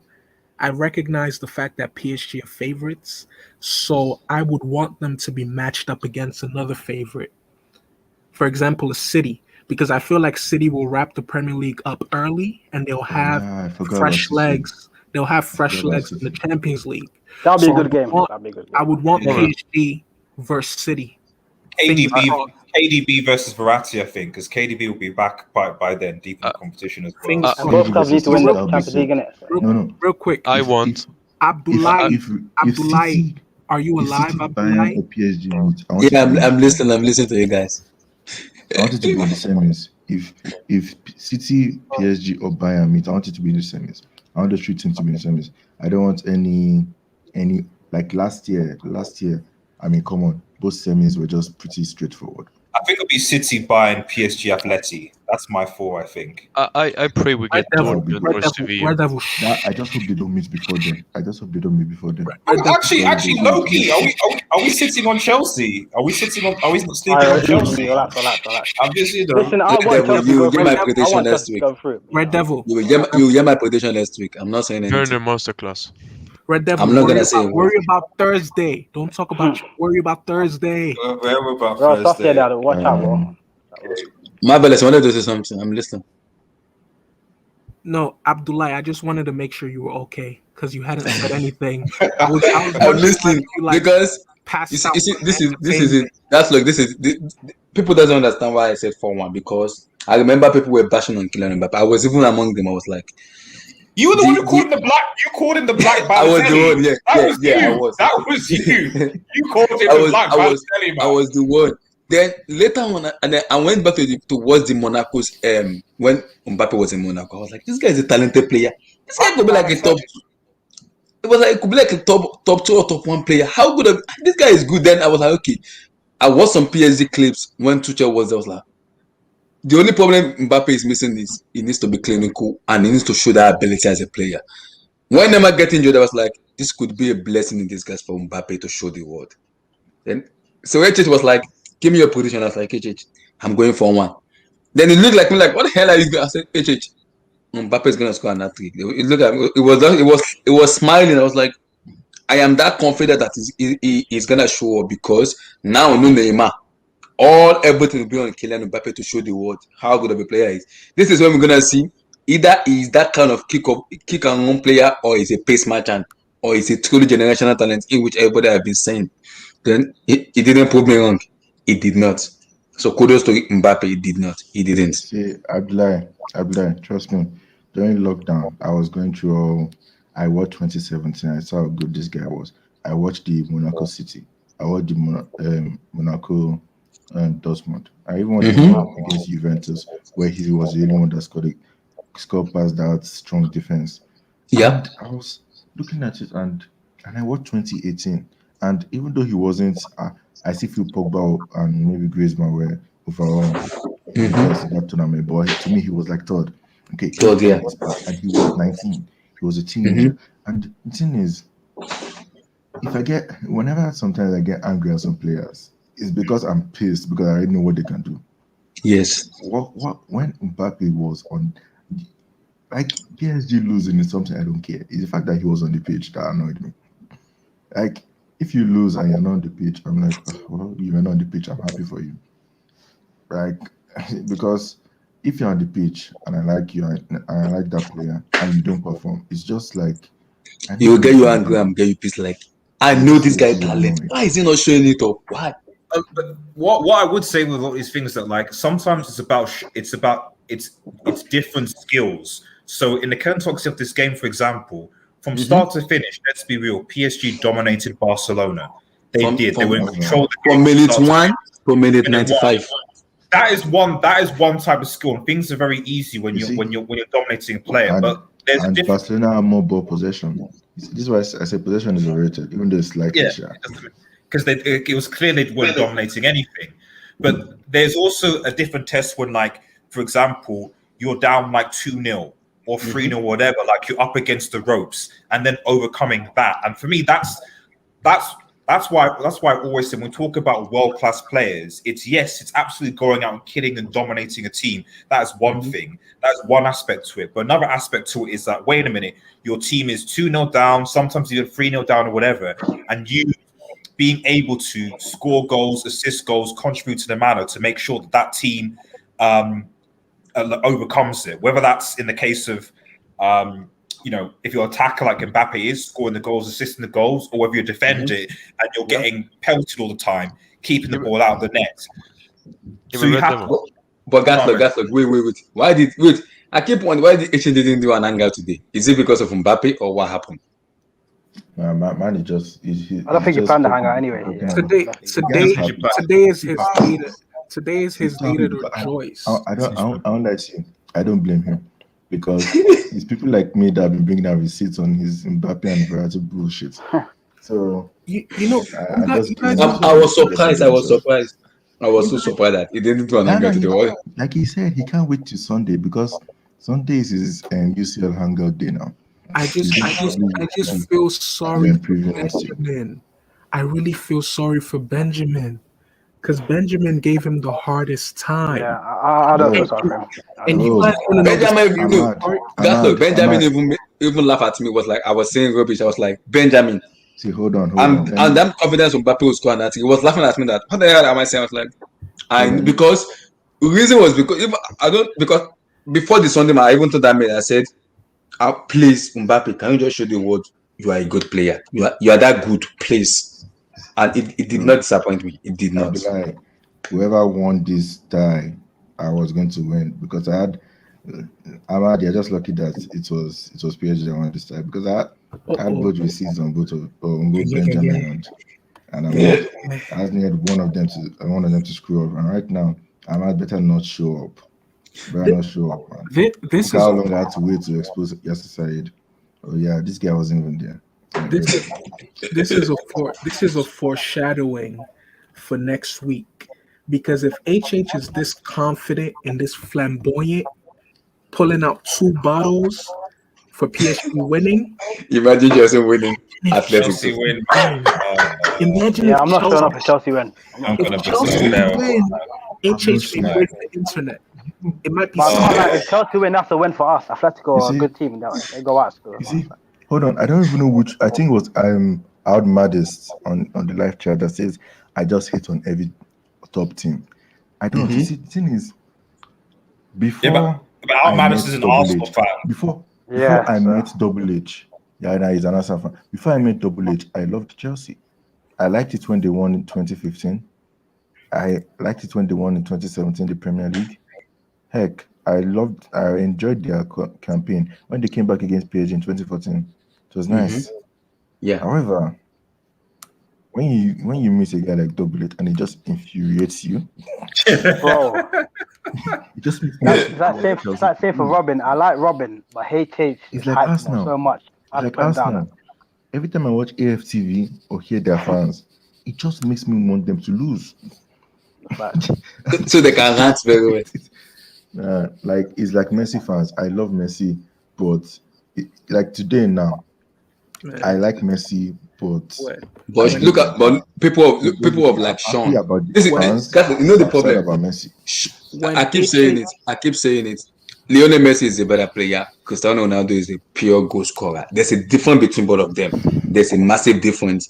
But Sean will tell you, Messi is the GOAT, is this, is that. That's where the problem is. Listen, Abdullah, and everyone in this hangout. If Cristiano Ronaldo was wearing a Barcelona jersey today and they were losing 4-1, he would start shooting from 35 yards out because he will know that they have to close the deficit to even have a chance in the second leg. I still think they will lose. Cristiano Ronaldo, they will lose, but he wouldn't let them go out this sad. The key difference is go out this bad. Cristiano Ronaldo will start doing all types of. Well, the key difference is even if you look at last season's Champions League, like Juventus did obviously get knocked out to what was it? Leon or something like that. But Cristiano Ronaldo still scored the goals, in both legs, still trying to contribute to it. Messi obviously did not in this circumstance. So, he does try to contribute to the team. And with Ronaldo, I don't like them getting to Ronaldo Messi debate, something like that's the thing. So, they're completely different players. But it's like I'm saying to Ahmed, Sorry, Mark, let me just make a quick point. It was just like I was trying to say to Ahmed, although I know Ahmed wanted to say some response, was that there was a mentality when, like, if you are down, there's certain players that, like, I'm not saying Mbappe is this, but I'm saying that it is something that as he grows with time, he will develop, where, like, when you are down, when you are losing 2-0 or 1-0 or whatever, and your team needs you, certain players come up to the forehand and try and contribute and score and get your team through. And for me, that is what world-class players do. They can play well when you're dominating a game, but it's also what happens when you're not dominating, when you're under the cosh, when you're losing. Are you stepping up? Are you still doing your bits? Or do you just go and hide, if that makes any sense? And Ronaldo doesn't hide. and he's Messi never height. hit. Messi hides them. He looks in the Have cross you at realized height. that this is how many L's has Messi taken in Champions League since he became the captain? Ridiculous L's too. He Is it shouldn't 4 be and a the bounce or 5 and a captain. bounce now? He shouldn't be the captain. Awful mean, L's. You see, L's that's what I L's respected that are about not Real even Madrid. That's competitive. what I respect about Real Madrid. Ronaldo was there for how many years? This guy was never. He was captain for like some games, but he was never like the season's captain. It was always Casillas. Then he fell to Ramos. Let me just say this before I go. Two things. The first thing is, remember earlier in the season when people were calling a certain English team that wears blue, they were saying our defense is just vibes, no defending. Yeah. What do you call this Barcelona defense? Bro, A disgrace. I kept on saying it in the beginning of the season. What are people expecting Barcelona to do? 8-2? After 8-2, I knew they weren't doing shit. They were never going to do shit. Keeping Messi, not keeping Messi. Like, nothing was going to happen. They don't have They don't have a single world-class defender really, because PK's not world-class anymore. So who in their back four? Who would you say is like world-class or top? Hold on, we need to insult Koeman. We need to insult Koeman. Listen, the last thing, because I'm about to more. The last thing is this. Everyone's saying that they haven't seen Bartomeu because apparently he stepped down. Has he stepped down? Yeah, he stepped down. Okay. My whole thing is this. If you haven't seen him, after the 8-2 atrocities and all the crimes that he committed, guys, I think Bartomeu is dead. Relax, I thought he was going to prison. Relax, Bob. You know which player I'm happy. See you guys next time, man. Peace out. Peace, marvelous. Peace out, bro. See, you know one player I'm happy that didn't play today. The Champions League winner, Coutinho. Just happy he didn't play because the amount of stick this guy gets, man. I guy already won Champions League with him. I'm just happy about that one. That's why that 8-2 is always sweeting me, man. That 8-2 sweets me. Maybe Coutinho would have actually at least tracked back more than Dembele. I don't know. So, I think for me, Koeman made mistake because the mistake he should have played Trincao ahead of Ousmane Dembele. For me, he should have played that guy because he's for me, the big was like 11. When I saw that starting 11, it was already calamity. How do you bring? It was dodgy. It was dodgy. Starting 11 was dodgy. Like PK is Van Dijk or some elite defender like that. He's just PK, and you brought him for a year that has not played since November. Nah, Koeman should at least change up his tactics. How do you go with a back three? 3 of that back 4 considered 8 to Bayern, and that was your sensible idea to bring PK back with Longley and Alba. Did you? When I was watching that PSG, I was like, did you learn nothing from 8-2? Like, did you think that was a dream? We've seen like, I mean, you know, I hate bringing up Manchester United again. Okay, Manchester United going in Europa, but like, we did at least give them a somewhat of a blueprint to how you actually beat PSG this season and last season in general, and that is defend deep and then hit on the counter attack. And to be fair, at times Barcelona were trying to do that and they missed their opportunities. But I feel that one of the issues that they had was that they didn't really have anyone. I guess what I'm saying is, like, if they'd actually played with a quick number 9, they could have possibly caused. No, he's not. They could have caused Barcelona PSG a few more problems, because then you have someone that can maybe hold up the ball a bit and then you knock it to. So when you clear, because so many times they were clearing it was just going back to PSG because there wasn't really anyone there up top to really hold the ball, and you could see Messi was constantly having to go deep, you know, to win the ball. He was getting the ball off the centre backs. Yeah, exactly.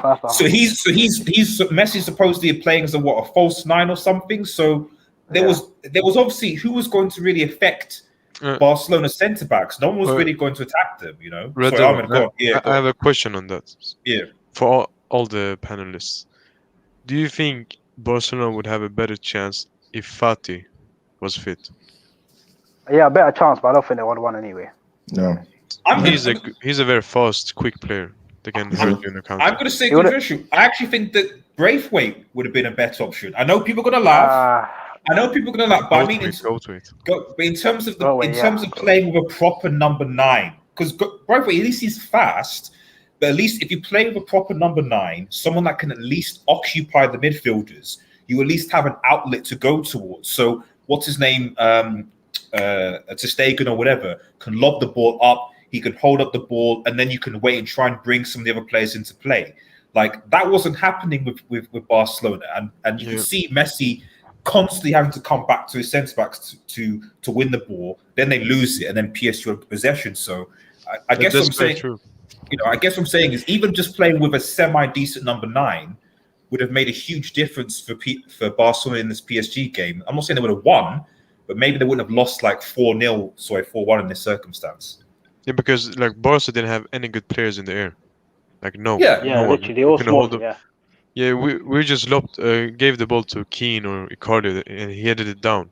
Yeah. And even like Messi can't head the ball, the Oos can't head the ball, so they maybe needed someone like Braithwaite to keep the ball with his feet.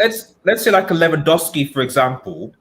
Like it wouldn't have been as it was. I won't give him the final. Like it would have been a different story. So it's not necessarily that number 9 is going to score tons of goals, but it's just the fact that you have someone that's actually occupying the centre backs. Because to be honest, PSG centre backs didn't really have that much to do for most of the game. Because as soon as Messi was basically out of the game and Dembele basically wasn't tracking back, wasn't doing his thing, there was tons of space to play, especially when they went a goal down. So, wait, Ahmed, let me get your thoughts on Icardi, Icardi for PSG. Because for me, I don't know. Today he didn't look great. It was all right. They were playing the ball out to the wings and stuff. But as a striker, what's your thoughts? Do you need to upgrade on him? No. Yeah, I prefer today he had a bad game. He had a bad game today in the sense of, I think the header he had that just went wide, he could have scored. I think when he flicked it to Keane, he should have shot. Yeah, and the pass Mbappe gave in the first half, I think, when they claimed he was offside, but yeah. So he had a lot of chances, but he worked really hard today. I think he hold the play was very good. He passed the ball very good, and on the pitch he has been immense. Like he gets almost a goal or assist each game. So I think just the fact that Tuchel didn't like him, he didn't play enough last season. So he just need a run of game to come back to that like goal scoring Icardi that we know he is. Well, do you think he could be a striker going on future? Yeah, easy. I don't see anyone available like that to replace him with. I would say Haaland, maybe. Haaland, but I don't. After what we did to Haaland, with the celebrations after the game, true. I don't think we will get him. True. Listen, man, I got to bounce today. Peace, guys, isn't it? Peace. See you, bro. So, are we previewing the Europa League now? Sociedad versus United? Bro. Okay, let me tell you something. I'm in Nigeria, and I use Super Sports. And let me tell you one thing right now. They don't show Europa League here.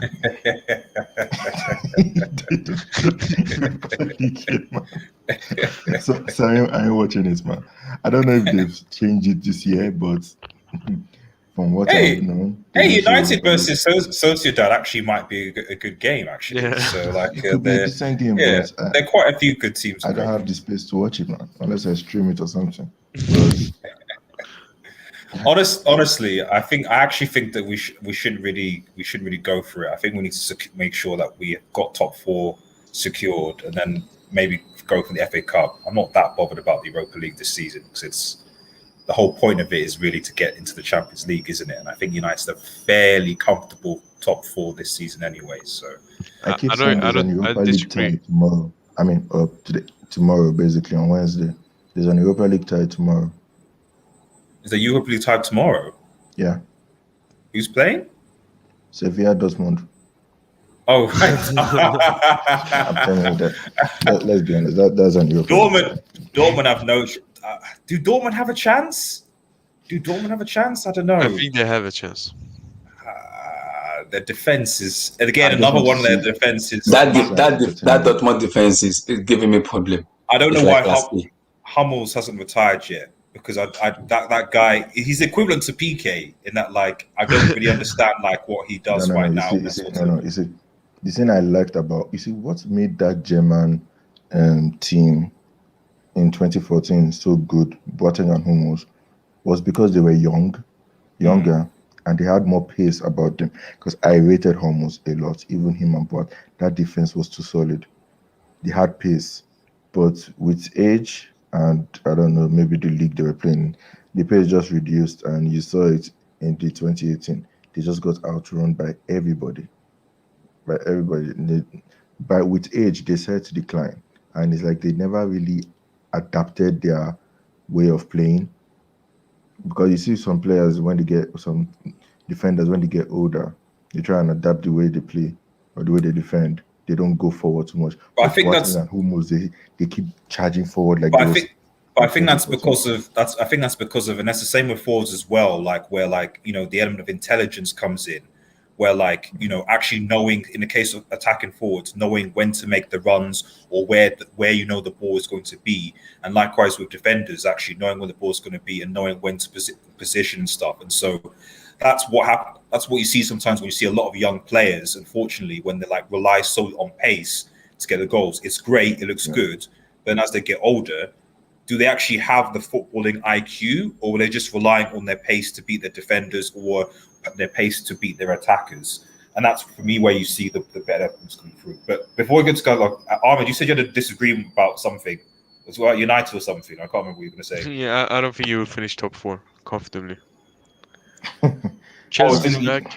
Chelsea's back. Liverpool will probably be back soon, and City will obviously be there. And I think maybe Leicester will have it, because I think this maybe sound crazy, but I think Leicester have a better overall squad than United. I think United lack too many positions like centre backs, CDM. When But you have Leicester a have bad everything. defense, there's always a risk. When you have a bad defense, there's always a risk.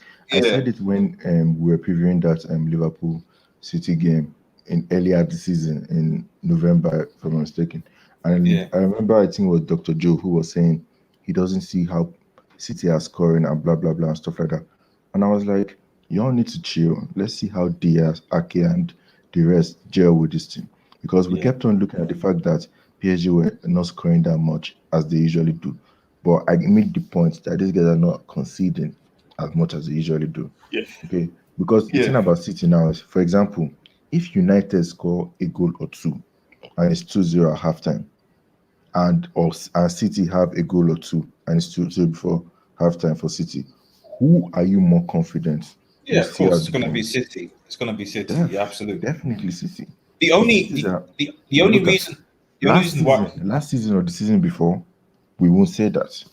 We won't say that. The only we'll reason say City will have to outscore the team, but we won't say they'll keep a clean sheet. The only reason why you can say like the defense will hit all that, it's predominantly obviously the Harry Maguire and Victor Lindelof centre back pairing.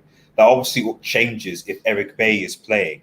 So that it's difficult to tell, because you never know with social manager whether he will pick Eric Bailly. If Eric Bailly plays on Harry Maguire, no United fan is worried about the United defense. Like, there's just no concern at all, because you know that Eric Bailly and Harry Maguire will sort things out. The issue is if he can. Bailly is your Ramos.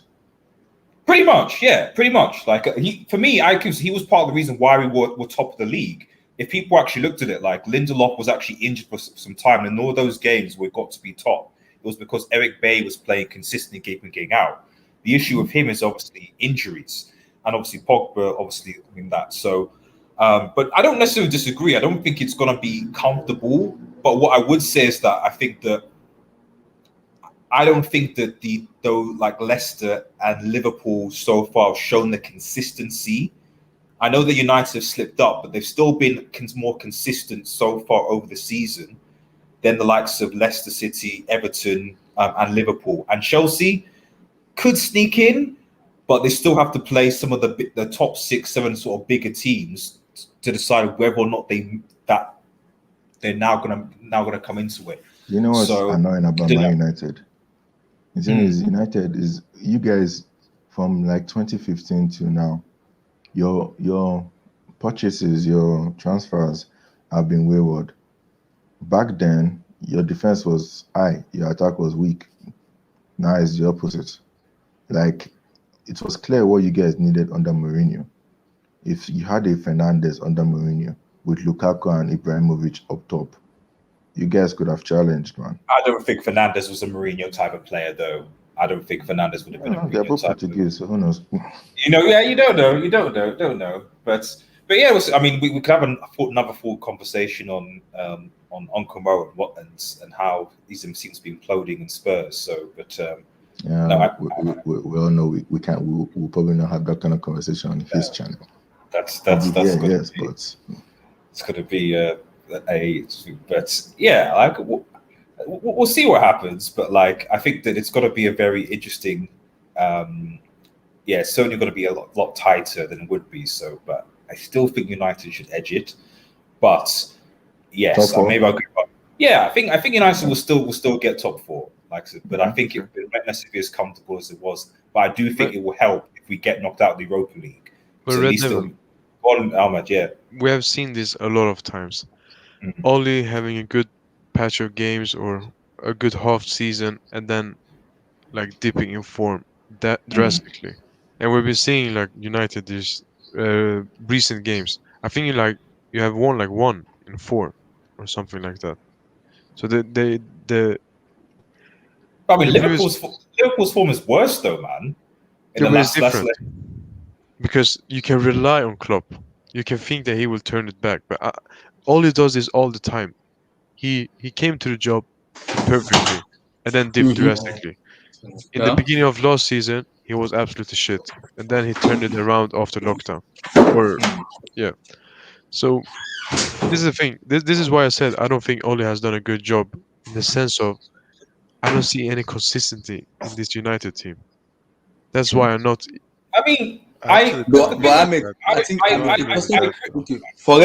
the question could be made like, if Bruno doesn't play in that match and Labiu, I think United could have a problem because we know all ball goes to Bruno Fernandes. But the thing is, this is the same with like any team. Like this is the thing. Like it doesn't change United. Like it's like if Bruno and Pogba are there, it's the same thing as saying if Neymar and Mbappe are there. Like if a team doesn't have like their strongest players that are playing in the team, they're obviously going to struggle. So yes, if United don't have, for me, Bay is our best centre back, and Pogba and Fernandes are key in our defence. Obviously, Cavani playing. So if you have Bay, Pogba, Fernandes, Cavani in the top, with obviously Rashford coming and stuff like that, United will be fine. But a lot of those games, Bay, in the case of the droppings, like in terms, it's been a defensive issue. Lo and behold, one player that hasn't been playing, Eric Bay. Pogba's obviously been out and so on. So I don't disagree the fact that like if United's our first choice team is more than capable to get in top 4 under Ole Gunnar Solskjaer. Yeah, but the problem is you guys doesn't have a kind of a strong bench that you can bring in and say, okay, this is a match winner. Apart from maybe Mason Greenwood, or I don't even thought Antonio Machia that much. Maybe Mason Greenwood on his team. I just think at the end of the day, like it's just what I think the thing about the Premier League this season so far, however, is that like at the end of the day, like this Premier League this year is for me is somehow. This year Premier League is somehow. Yeah. There's still every team's from like 7th to 8th. Like there's still solid teams, and even Leicester City. We said Leicester, but like I know they beat Liverpool, but the previous week I think they lost to, wasn't it Leeds, like 3-1 or something like that. So and obviously Liverpool with their thing. So, but the thing you guys imagine look at the Premier League team, and I'm shaking my head. Look at the thing you have to notice with United is that, and I'm shaking my head. See, all is the first, second, third, fourth. Ferguson. I've seen this team to be like, I think they remind me more of that Alex Ferguson. Alex Ferguson, yeah. Yes. Just because of the way, like, there's something about it. I don't think he's doing a bad job. I think there is progression. Change. Sorry to interrupt. So this is again a good thing, for example. So like, okay, so Liverpool. So there's Liverpool playing Everton on the weekend, for example, at home. Like now, I expect Liverpool to win. But if they don't win and we beat Newcastle, we're 9 points ahead of Liverpool. But the problem is because if Fulham win tomorrow, have a game tomorrow, right? Because if Fulham win, Fulham win tomorrow, Fulham will be 1 point ahead of Newcastle, which is gonna be a problem because Newcastle play United against they will not want to come all out against you guys because they don't want to get relegated. Fulham is the only one that are going that are kind of behind them. in a point. It's Who were 7 Fulham, points now. who were Fulham playing? Yeah, no. Fulham and the Burnley play Burnley. tomorrow. If Fulham win, it's gonna be 3 Newcastle are points. going to lose. It's gonna be 4 Newcastle points. are not good. Hmm. Newcastle are So, not a good team, so I don't think that can really be. but Even if Sam, you back those them good up. teams on sometimes always spoil market for you guys. Seriously speaking, when you don't expect them to perform, they perform. Of course, I hate to say this, but this season, I think if you talk about team that has progressed in the Premier League, I United, think United is that yeah, team. they have really Like progressed. let's They be have honest, surpassed they there have is surpassed most people's I mean, I was, expectation. expectation. I was going to Like say West seriously. Ham. I was going to say West Ham Okay, personally West Ham, of because course. I West think Ham's David always West been Ham. like Moyes. a Sheffield. Is it wait, They're having guys? like Is a it West Sheffield Ham kind of or is season. it because of the pandemic? Maybe that's the reason. No. I mean, let's be real. West Ham, at the start of the season, everyone literally, I was going around West Ham fan channels and saying they were favourites to be relegated. They were cussing out their boards. They were saying they should all, they should all go and leave, etc. Like nothing was going to happen. So the fact that like West Ham are in a position, I'm not saying they'll get top four, but they're level on points from Chelsea right now. They're just outside the top four based on goal difference. And to be honest, they're actually all right football wise.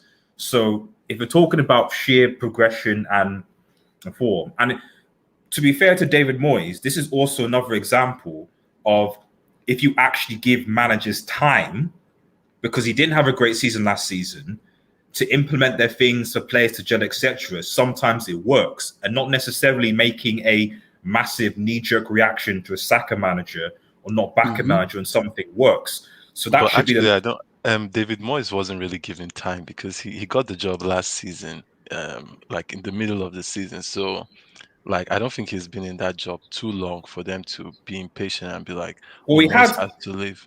well, we had the job before the previous manager, though, didn't he? Yeah, of course. No, I'm talking about when Pellegrini left because at the end he took over mid-season and they were already in a relegation battle, and then he took them out of relegation. So, and then he had this season. I think they're having like a Sheffield kind of season last season where they just like over like playing more than their expectation.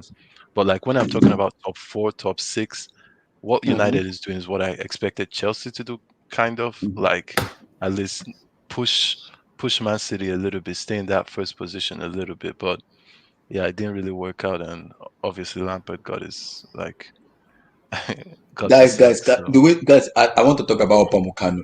How good of a defender he is. Exactly. Let me come to Red Devil Studio. His There's arm is so been so many about hype. There's been so many hype about him. So how good of a defender he is. So Abdullah, hold To on. be fair, he's in a shit team. Let him go to Bayern. Let's see what he does there. Because we can't just deny the fact that he was good last season. Leipzig have deteriorated this season, man. Losing Werner and the rest. I know. You see, Nagel, because even people are starting to question Nagelsmann. How good is he really? When this today, I don't even think any of the mistakes were his fault. No. So it was the defender's fault. The second goal was Upamecano's fault. No, the second goal was Mukiele's fault. He's the one that slipped. Oh, it was Mukiele. Okay. Yeah, it was Mukiele that slipped. In the PSG game, Upamecano was trying to run back to rectify his mistake. In the game that we beat them 5-0, he did make a few errors though. Yeah. In that 5-0, he's looking a he will little make bit errors. iffy. He's 21. But I think Bayern are not buying him for what he is right now. He's young. It's like the the leads, fact that man. he can be one of the best defenders in maybe 2-3 years time. Yeah, that's true though. That's true. That's really true. But for me, I think he needs to up his game because he's raw. I can understand he's raw, but he has mistaken in him. That's why he has I'm mistaken going to Bayern because look, now they are selling Alaba. Imagine they're selling Alaba to buy Upamecano. No, selling. He's going for free. He's going for free. Yes, to buy Alaba is there for free. So which club is he going? I'm hearing Real Madrid. Is it officially over? Officially finalized or no? Because he said he hasn't made a decision yet. It's verbal agreement. I think they have a verbal agreement, so it's about just signing. What does verbal agreement mean nowadays? Didn't Messi have a verbal agreement to leave last year? Yes, it doesn't mean anything. Verbal agreement doesn't mean anything, but in some ways, just that okay. But Alaba himself came out and said he hasn't decided when he wants to go yet. Yeah. He said he hasn't decided yet when he wants to go. He's Madrid bound. I think he's Madrid bound. Yeah, he is. But even for Leipzig are a good team, but they need. I don't think they replace Werner, right? Like I think they should have They just looked for didn't. some They like a didn't. What of placement. this guy that they bought for Salzburg? Stratuska, or what's his name? Why? Did they play today? Sabos was Did they play today? But he's a midfielder. He's not a striker, is he? Exactly. Yeah, but They did they needed play a today? Chris Merchant like Werner after losing him. I don't know why they didn't replace him with someone that has that That's kind of why I'm saying explosive this guy speed. needs to X. Like Nagelsmann needs to X, man. He deserves a better squad, man. Come Yeah, on. he does. He does. Which club Because even do you think he's gonna go next summer? Which club? Madrid? I'll let you. I want him to Barcelona, go he to should go. Madrid. He The should only go to problem is with Barcelona. Perez. People are saying Madrid. People are saying Madrid. Perez But give him can he coach the 10,000. like of Toni Kroos, Luka Modric? This kind of that No, he but go. Madrid are a very That's the ungrateful key. club That's the if they key, sack Abdullahi. Those Zidane. are not the players he needs to coach. Those are not the players that he needs to coach. Who he needs to coach is Vinicius, Vinicius, yeah. Rodrigo, Asensio, yes. the young Asensio, ones. yeah. The young Mm-hmm. ones. Then bring in some other young ones. Like who Vinicius knows? is a Brazilian Daniel James. Buy Haaland, put him up. Relax. That's Buy Haaland, put him up front. See what can happen, man.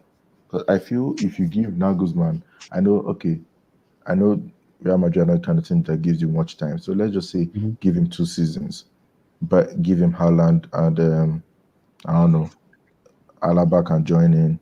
Give him some young players to work with, and I feel he would at least give them a La Liga title and challenge in the Champions League UCL. until they finally can win the Champions League. Because Zidane, he doesn't know how to coach young players. Let's be honest. Since Vinicius Junior got into that squad, he has not progressed. Okay, But I can don't think he has. I don't think he has improved. improved that much. I don't think he has Zidane improved that doesn't much. He improve hasn't players. improved. They He won the hasn't league improved, last man. season. How But far? And because of Real Madrid and because of the pressure that's on Real Madrid, it will even make young players decline. I remember how when Asensio came, man, he was blitzing into the team, but that team was a superstar team. Now that he has more attention on him, plus the injury did not help. It hasn't really helped Asensio, yeah, man. exactly. Because I look at that team and I'm like, this team is not that different from the team that did the three-peat.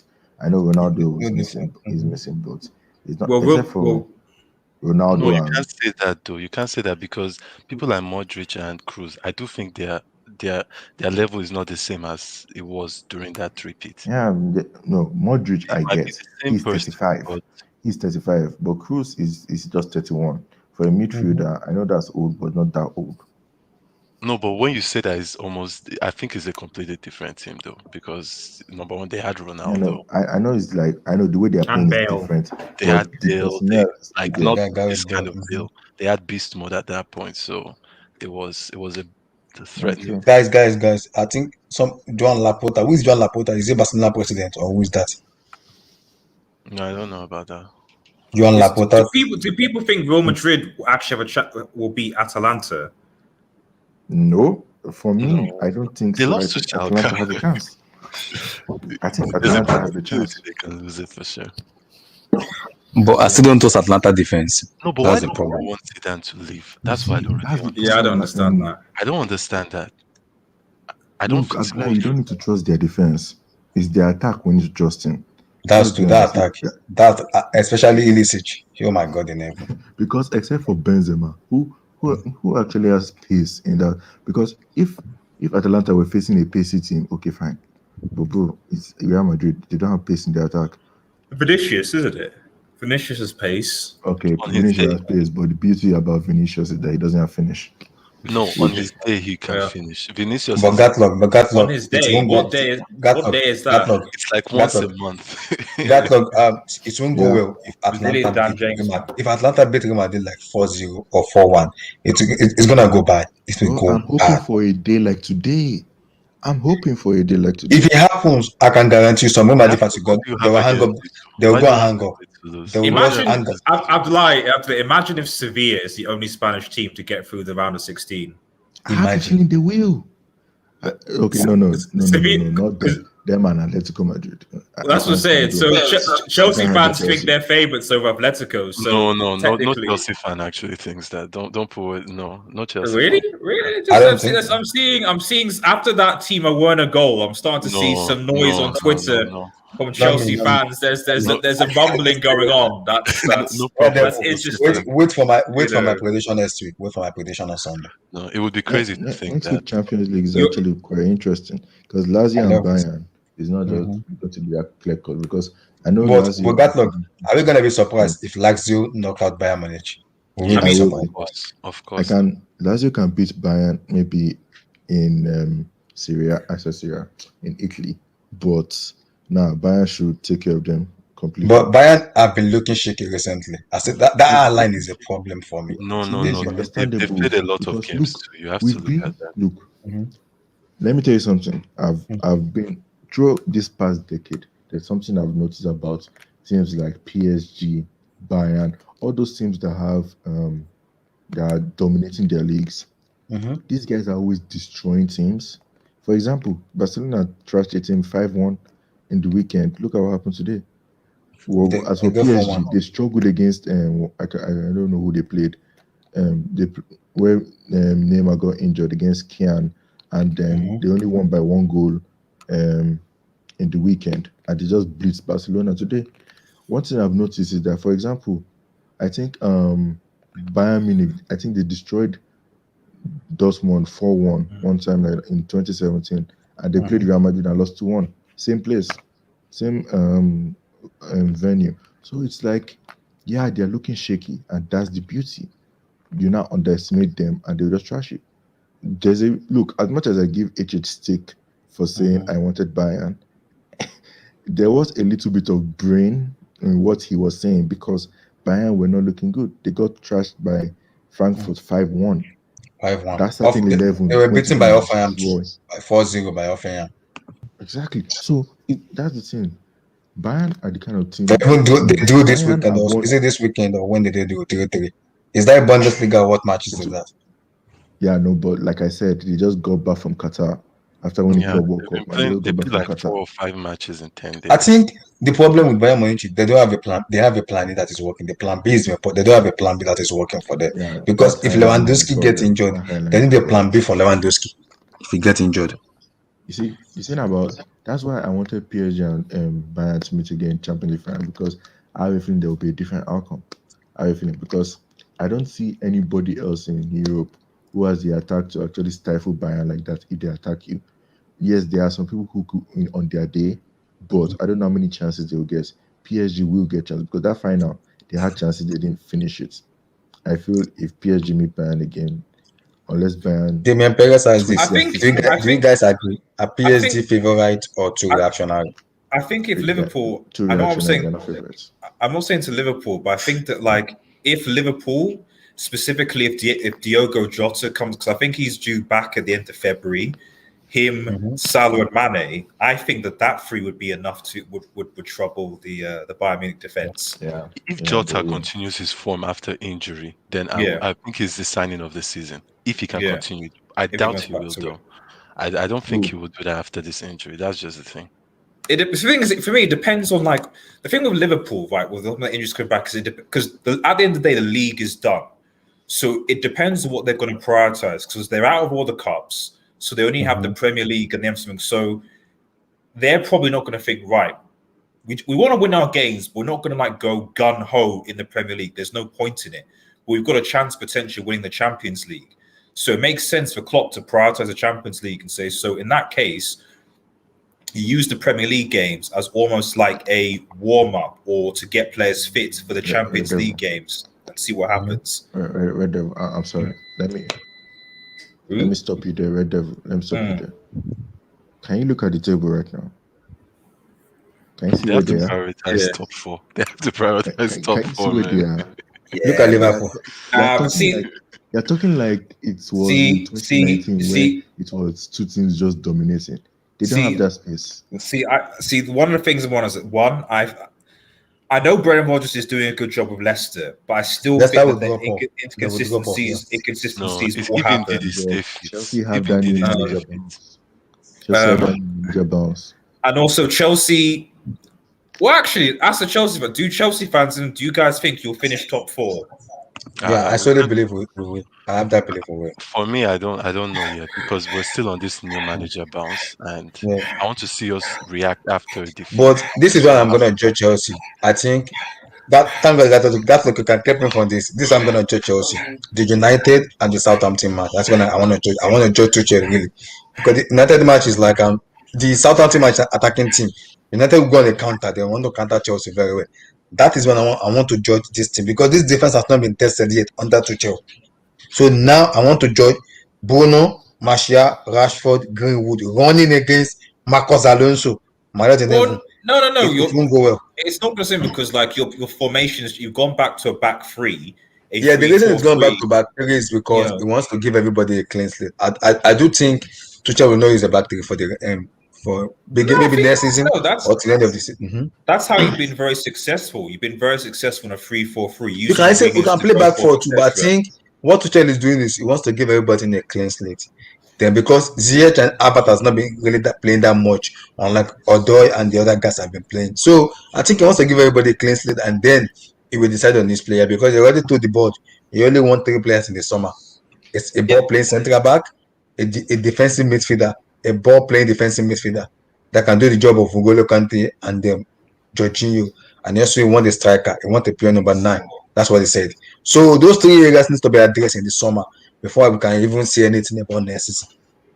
Yeah, but like, why change like a formation that's working? And to be honest, he's gonna be using this back 3 for the rest of the season. That's what I'm saying. But I said he could easily switch to back 4 when they actually get what the player he wants. I don't think you should switch to a back 4 because it's clear that even to a he certain switched to back 4 against the FA Cup when it wasn't working. He played the 4-2-3-1 in the FA Cup against he switched it out. Mm-hmm.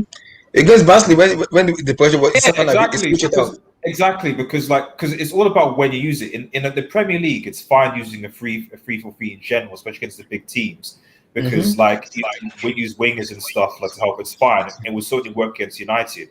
The issue of playing like a back threes a team of back threes in general is that when you play against teams that will want to give you all the possession or play low block. It's very difficult to break those teams down. That's where we have to rate him as if truly is a kind of good manager. So for example, for me, it would be suicide to play a 3-4-3, in my opinion, against Atletico Madrid. I don't think that's necessarily the best. What formation that Atletico play? Damien and Gato. Do you guys? Because I don't want that much of Atletico. I've been hearing they've been playing back 3 recently. That's the reason they've been playing very well. I'm not sure if that's true or not. Well, they've switched away from the pragmatic pack the ball. Usually attacking lately, man. Yeah, they have been playing more attacking. Is it a back 3 or a back 4? Let me check. Well, recently they have been playing the back 3. Back 3. Because Savage, Jimenez, Felipe played their last game. Yeah. Against Celta Figo. Same back 3. Against KDZ. Same back 3. But Jimenez is out for the Chelsea match because I think he's injured and I think he has COVID or something like that. Against Valencia, Savage, Jimenez, Hermoso. That was a while ago. So So they've been playing back 3 now. So is it 3-4-3 or 3-5-2? I don't know. Like the way my stuff is showing it's like 3-1-4-2 or 3-1-4-2. Maybe 3-5-2 in the difference. So maybe we may see a back foot from Tuchel on against Atletico. I'm not sure. I tagged you on Twitter. João is back, man. Yeah, he's back. I saw it. João Felix is back. That's scary for me. That's scary. Imagine him and Luis Suarez against Marcos Alonso. I am done. As a Chelsea fan, I'm done. I am done. Wait. The wing is down. What happened? I thought the wing was down. After one performance, I didn't say that. AJ said that. I did not say that. It's not me. It's not me. Abdullah, you have to say something that this formation, right? He's not going to change it until it proves to be a catastrophe, right? He said it. He said it after the Newcastle match. Back games, he's going to change that formation. No, they asked Tuchel on the Newcastle match that will he ever play back 4? He said yes. He said the reason he has been playing this back 3 is because he wants to give everybody a clean slate. That he will switch back to back 4. when he feel like switching back to back. So do you think he'll play a back four against Atletico Madrid? It's possible. It may surprise Atletico. It's very possible. You can't play a back three against Atletico Madrid. Exactly. It may surprise them because they actually. Why doesn't it work? Because playing a back three against a team that's already set up to be defensive doesn't. Atletico will not go defensive against Chelsea. They won't go. I don't think they'll go defensive. You just said they're playing a back three. Yeah, that's not defensive. I can also give you this like that. When you use a back three with another team that uses a back three, it normally works well.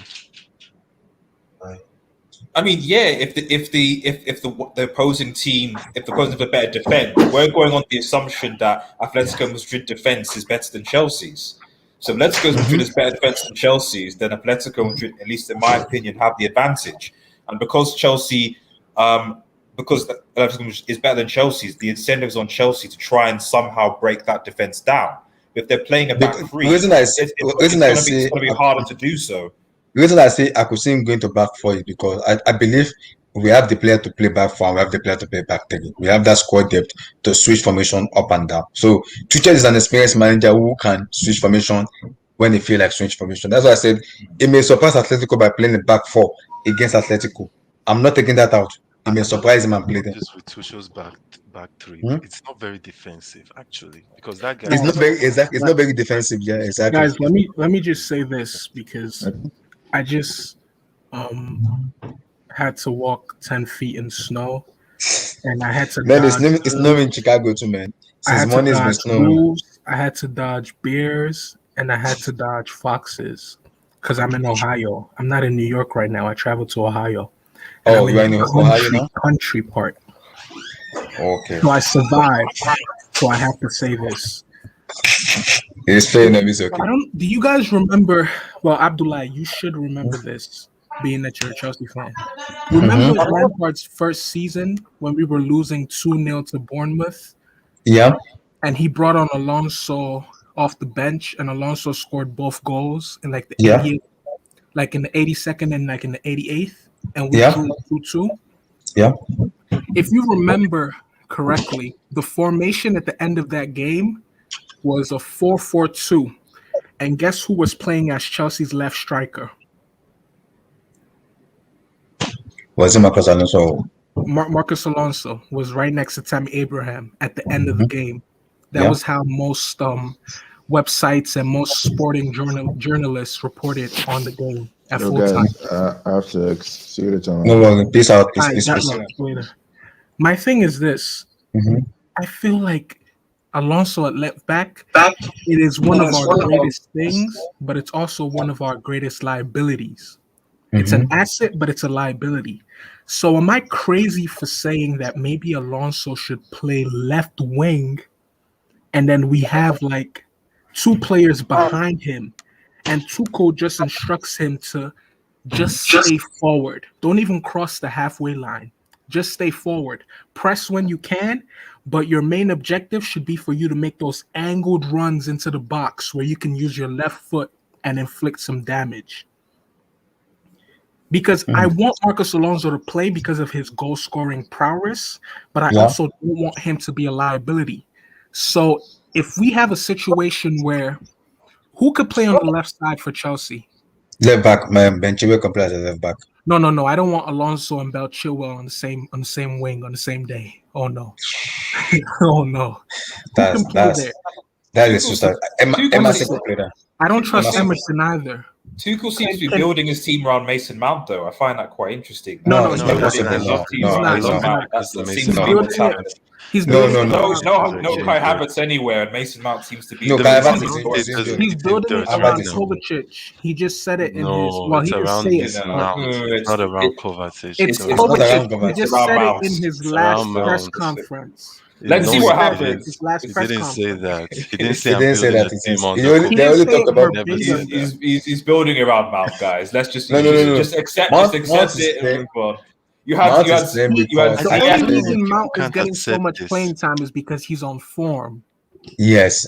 Exactly. That's the only reason. And he's been on form for the whole season. That's the It's thing. because Mount is So better than all the midfielders we have in his position. That's why he's playing. People don't want to accept this. He's That's right the now better reality. than Ziyech. He's right now better than Havertz.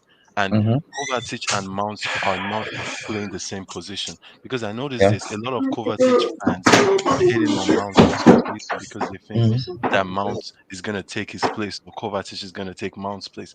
They're not playing the same position. Mount is way better, more forward, and Kovacic is way better, deeper, and progressing the ball to someone like Mount. So, yeah, he is building it around Mount for sure because Mount has been playing and he's actually saving Mount now. Like the last game, he brought him off like 70 or 80th minutes to save him Who? from Southampton. exactly. So You mean Exactly. accept it. Mason And I Mount? like the hate. I would expect Mount to. Is Havertz injured? Presumably Havertz Yeah, is injured, Havertz is right? injured. He's injured. He's injured. Okay. Yeah. So even more so, because like if Mount continues to go and do his thing, I doubt Tuchel's all the type of manager is going to be like, right, yeah, Mount, you've been brought me games. No, I'm gonna he just bench also even you. told Mount. He said it.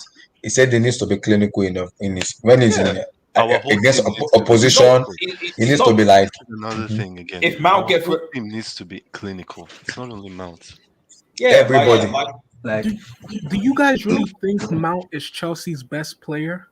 no, I don't think not so. his best player, but you build your team like it's like Henderson. Henderson Echo. It's like Henderson isn't Liverpool's best player, but you can clearly see how they build a team around him. I think the best player, maybe since Tuchel has taken over, for me, it's been Mateo Kovacic. Not even Mason Mount. Kovacic. Mateo Kovacic for me. It's not even Mason Mount. Mason Mount does not even sniff anything that guarantee being the best player at the moment. It's Mateo Kovacic because the system fits Kovacic a lot. I think this whole Mason Mount thing started off as banter, and now it's really becoming serious. And if you say that to any Chelsea fan, unless they're like a proper Chelsea fan, they don't agree with that. Yeah. I always bring up this point. In twice as many minutes, Mason Mount only has 2 goal and assist contributions more than Havertz. How many does Kovacic in have? almost triple as many minutes. And then people say, well, how many does Kovacic have? But that's not Kovacic's role. So what's Werner's role? Because he didn't seem to score last since what, Sheffield United in the league? But he was still playing though, wasn't he? Red Devil just did what most opposition fans do. When you try to discredit the fact that Mason Mount isn't our best player, they bring up everyone else. They say, "Well, what about Werner?" I'm sure it's trying to explain what the manager is doing.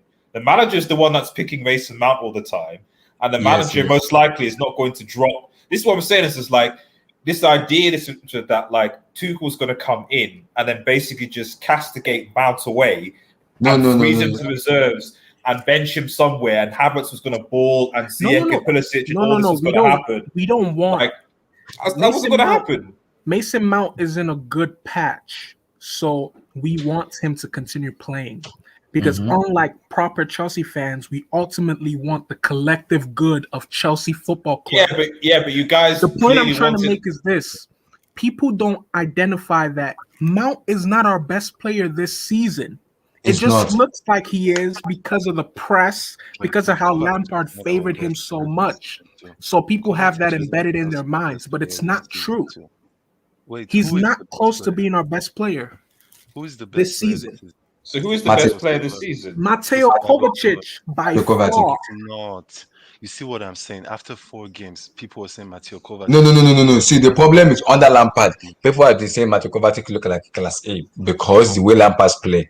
He's been looking. This is big reaction. So this is the thing. So you're saying under Lampard, he looked like class A. So Mason Mount looked good under Lampard and under Tuchel. But he's still a trash player. Doesn't make sense. What I'm saying is under Lampard. Kovacic playing as a class A is better than Mason Mount at his best so far this season. That's funny. You really have so far this season. Look, watch the game. No, it's not hate. It's not. It's not hate. It's not hate Mason Mount. It's the fact. I don't hate Mason Mount. Okay. As a I don't even care because like when he comes out of the team and then Havertz comes in and Havertz does his thing. Even Tuchel himself said it. He said it. If Mason Mount wants to, he said if he wants to reach up to the level of Bruno Fernandes, Kevin De Bruyne, he needs to work on his output and his decision making.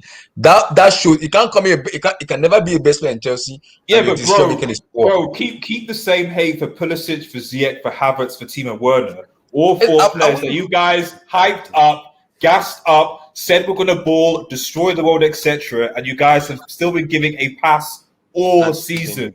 You've not criticized any of those players all season. You know, yes, I agree. They do need time. I have criticized Timo Werner and Kai Havertz. I have. And I also criticized Pulisic also too. I'm not giving anybody the When did you criticize German to Dan? Yeah, I have. The reason I said I'm not going to lean on Kai Havertz a little bit is because I can understand this in his first season and different country, different language. I can give him that. Oh, come on. I can give him that. We have to talk about this fact that Mateo Kovacic is our player of the season just after 4 games. I think that's very, very funny because before these 4 games, he was average at best. It was nothing special. It was actually regressing. And then under Tuchel, he has actually seemed like a player that is like a new player. But to call him player of the season when you have Thiago Silva, who has been balling. Do you think he said so far? Not like the whole season so far. Player of the season. That's what he said. Do you think last season was the player of the season? Do you think the change in the system also helps? That's as I know. Do you think the change in system has helped Kovacic ball more? Yeah. I think two things work: change of manager, experienced manager, and I think because if you look at the way Kovacic and Mason Mount play, both of them are different. Mason Mount is good in pressing and in kind of pressing opposition and getting balls. I keep repeating this. I keep saying to every proper Chelsea fans, his output needs to improve as a player. His decision making is poor. You cannot be up to the level of Kevin De Bruyne, Bruno Fernandes, and you're telling me he's the best player and his output is poor. You can't tell me that. Because if you want to be kind of that player, you have to improve your decision making in the opposition box, which is Messi is lacking at the moment. So are we gonna say under Lampard is lacking that ability that I'm saying that it's lacking that same thing under Lampard? So why are we gonna put the blame on? The blame is gonna be on him because he's not improving as a player. Yeah, but what do you think about Mateo Kovacic? Mateo Kovacic is also suffering the same problem too. He may play but his output also is poor, which he needs to improve too. His passing needs to improve. He's not this. That's one thing that makes me surprised is that people talk about Kovacic like he's this world-class player that is the best player in his position in this league. He's not that. Can you show the names, please? Like put it in the other way so I can see the names real quick.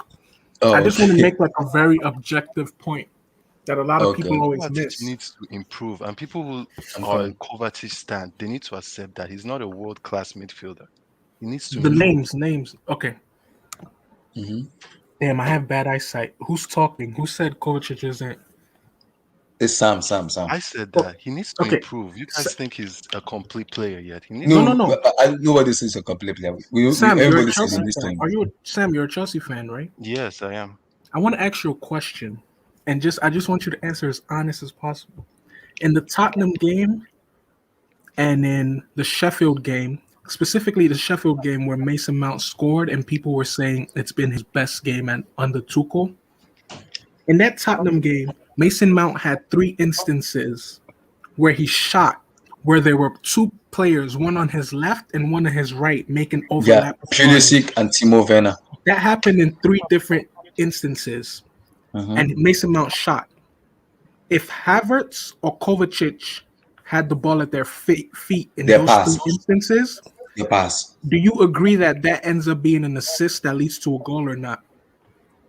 No, this is the problem. And this is the problem with Chelsea fans that they don't want to accept this. Havertz and Kovacic are not that good for you to say that they would make that pass and it would lead to an assist. Havertz will pass that ball. I can tell you that he will pass. Havertz cost £100 million. He better make that pass. I'm talking about.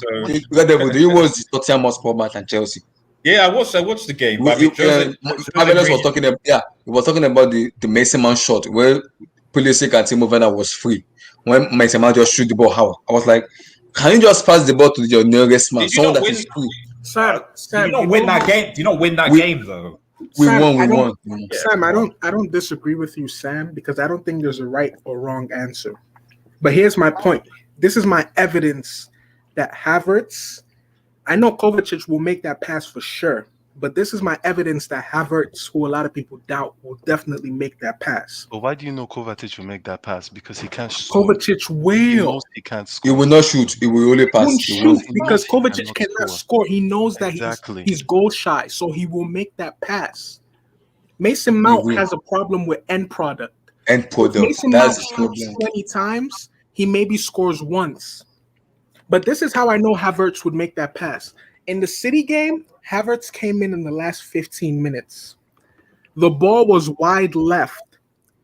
Lampard being a brick, he put Havertz on to play wide left like a moron. Anyway, Havertz gets the ball on wide left. Hudson-Odoi is sprinting on the right-hand side of the field. There are 3 or 4 City players in between Havertz and Hudson-Odoi. Havertz threads the ball through the eye of the needle. And guess where the ball ended up? Off of Hudson-Odoi's feet and into the back of the net. Beautiful. But then when you lose it, when you're losing though. We were losing, but it's not. Here's the thing. You can't, of course, winning is the important thing. Yeah. But you also have to know which one of your players are good. Havertz is a better player than Mason Mount, but I do think he has a ways to go in terms of being built for the Premier League. He needs to bulk up. He needs to not take as much time on the ball. He needs to think quicker. But 8 times out of 10, Havertz will make the right pass because of the type of player he is. How many assists does Havertz have this season? He only has 2 less goal and assist contributions than Mason Mount. How many he has like triple the minutes. How many assists does he have? He cost 100 million. He should have way more. How many assists does he have? Because I don't buy this this. I don't buy this time He's thing. very If this was any other player, no. Let's be objective, Chelsea fans. If this was any other player for a rival team that had the same situation, you'd be going to that rival team player and say, guys, look at how this player's flopped. Look at what he hasn't contributed. You spent X amount of time on this player and look at the flop that he became. I know because I got that in the first season when Harry Maguire was in. So let's not make it sound like Chelsea fans are exempt to it because they haven't played. So it's reasonable to say, listen, you scouted this player, you see what he could do. He should be able to come to the Premier League, okay, and at the very least contribute on par to what Mason Mount is doing, if not slightly better. I'm not saying he's an absolute disastrous, absolute flop, but for £100 million, for potential, no, come on, that's not how it works. You spend 34 million pounds for potential. Guys, listen not to £100 million for potential. Reaction to the Mbappe article. This man is something. That was the reason didn't do an hangout tonight. I need to induct H myself. I need to induct him. We don't need to induct him. He's Mbappe's greatest fanboy. So if Mbappe wins the Champions League, then I've been on if Mbappe if he wins the Champions League, I'm not showing up. I'm not showing up to no. There's no way I'm showing up because this is H hangout for Mbappe. You'll just say look at this reaction.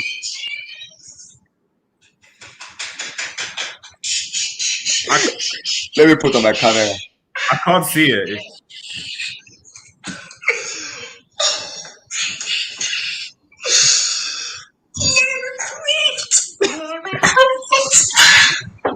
LL, man. Oh my gosh, man. It is something else, man. It's something else. You need to calm down sometimes with these things as well, because the problem is that, like, if things go wrong, these are the things that get clipped. Exactly. These are the things that get clipped when it's all good gassing, Liverpool fans. So but I keep wondering, why didn't you an hangout today? Is he shy? Is he kind of worried or something else? I don't get it. Why didn't he do an hangout?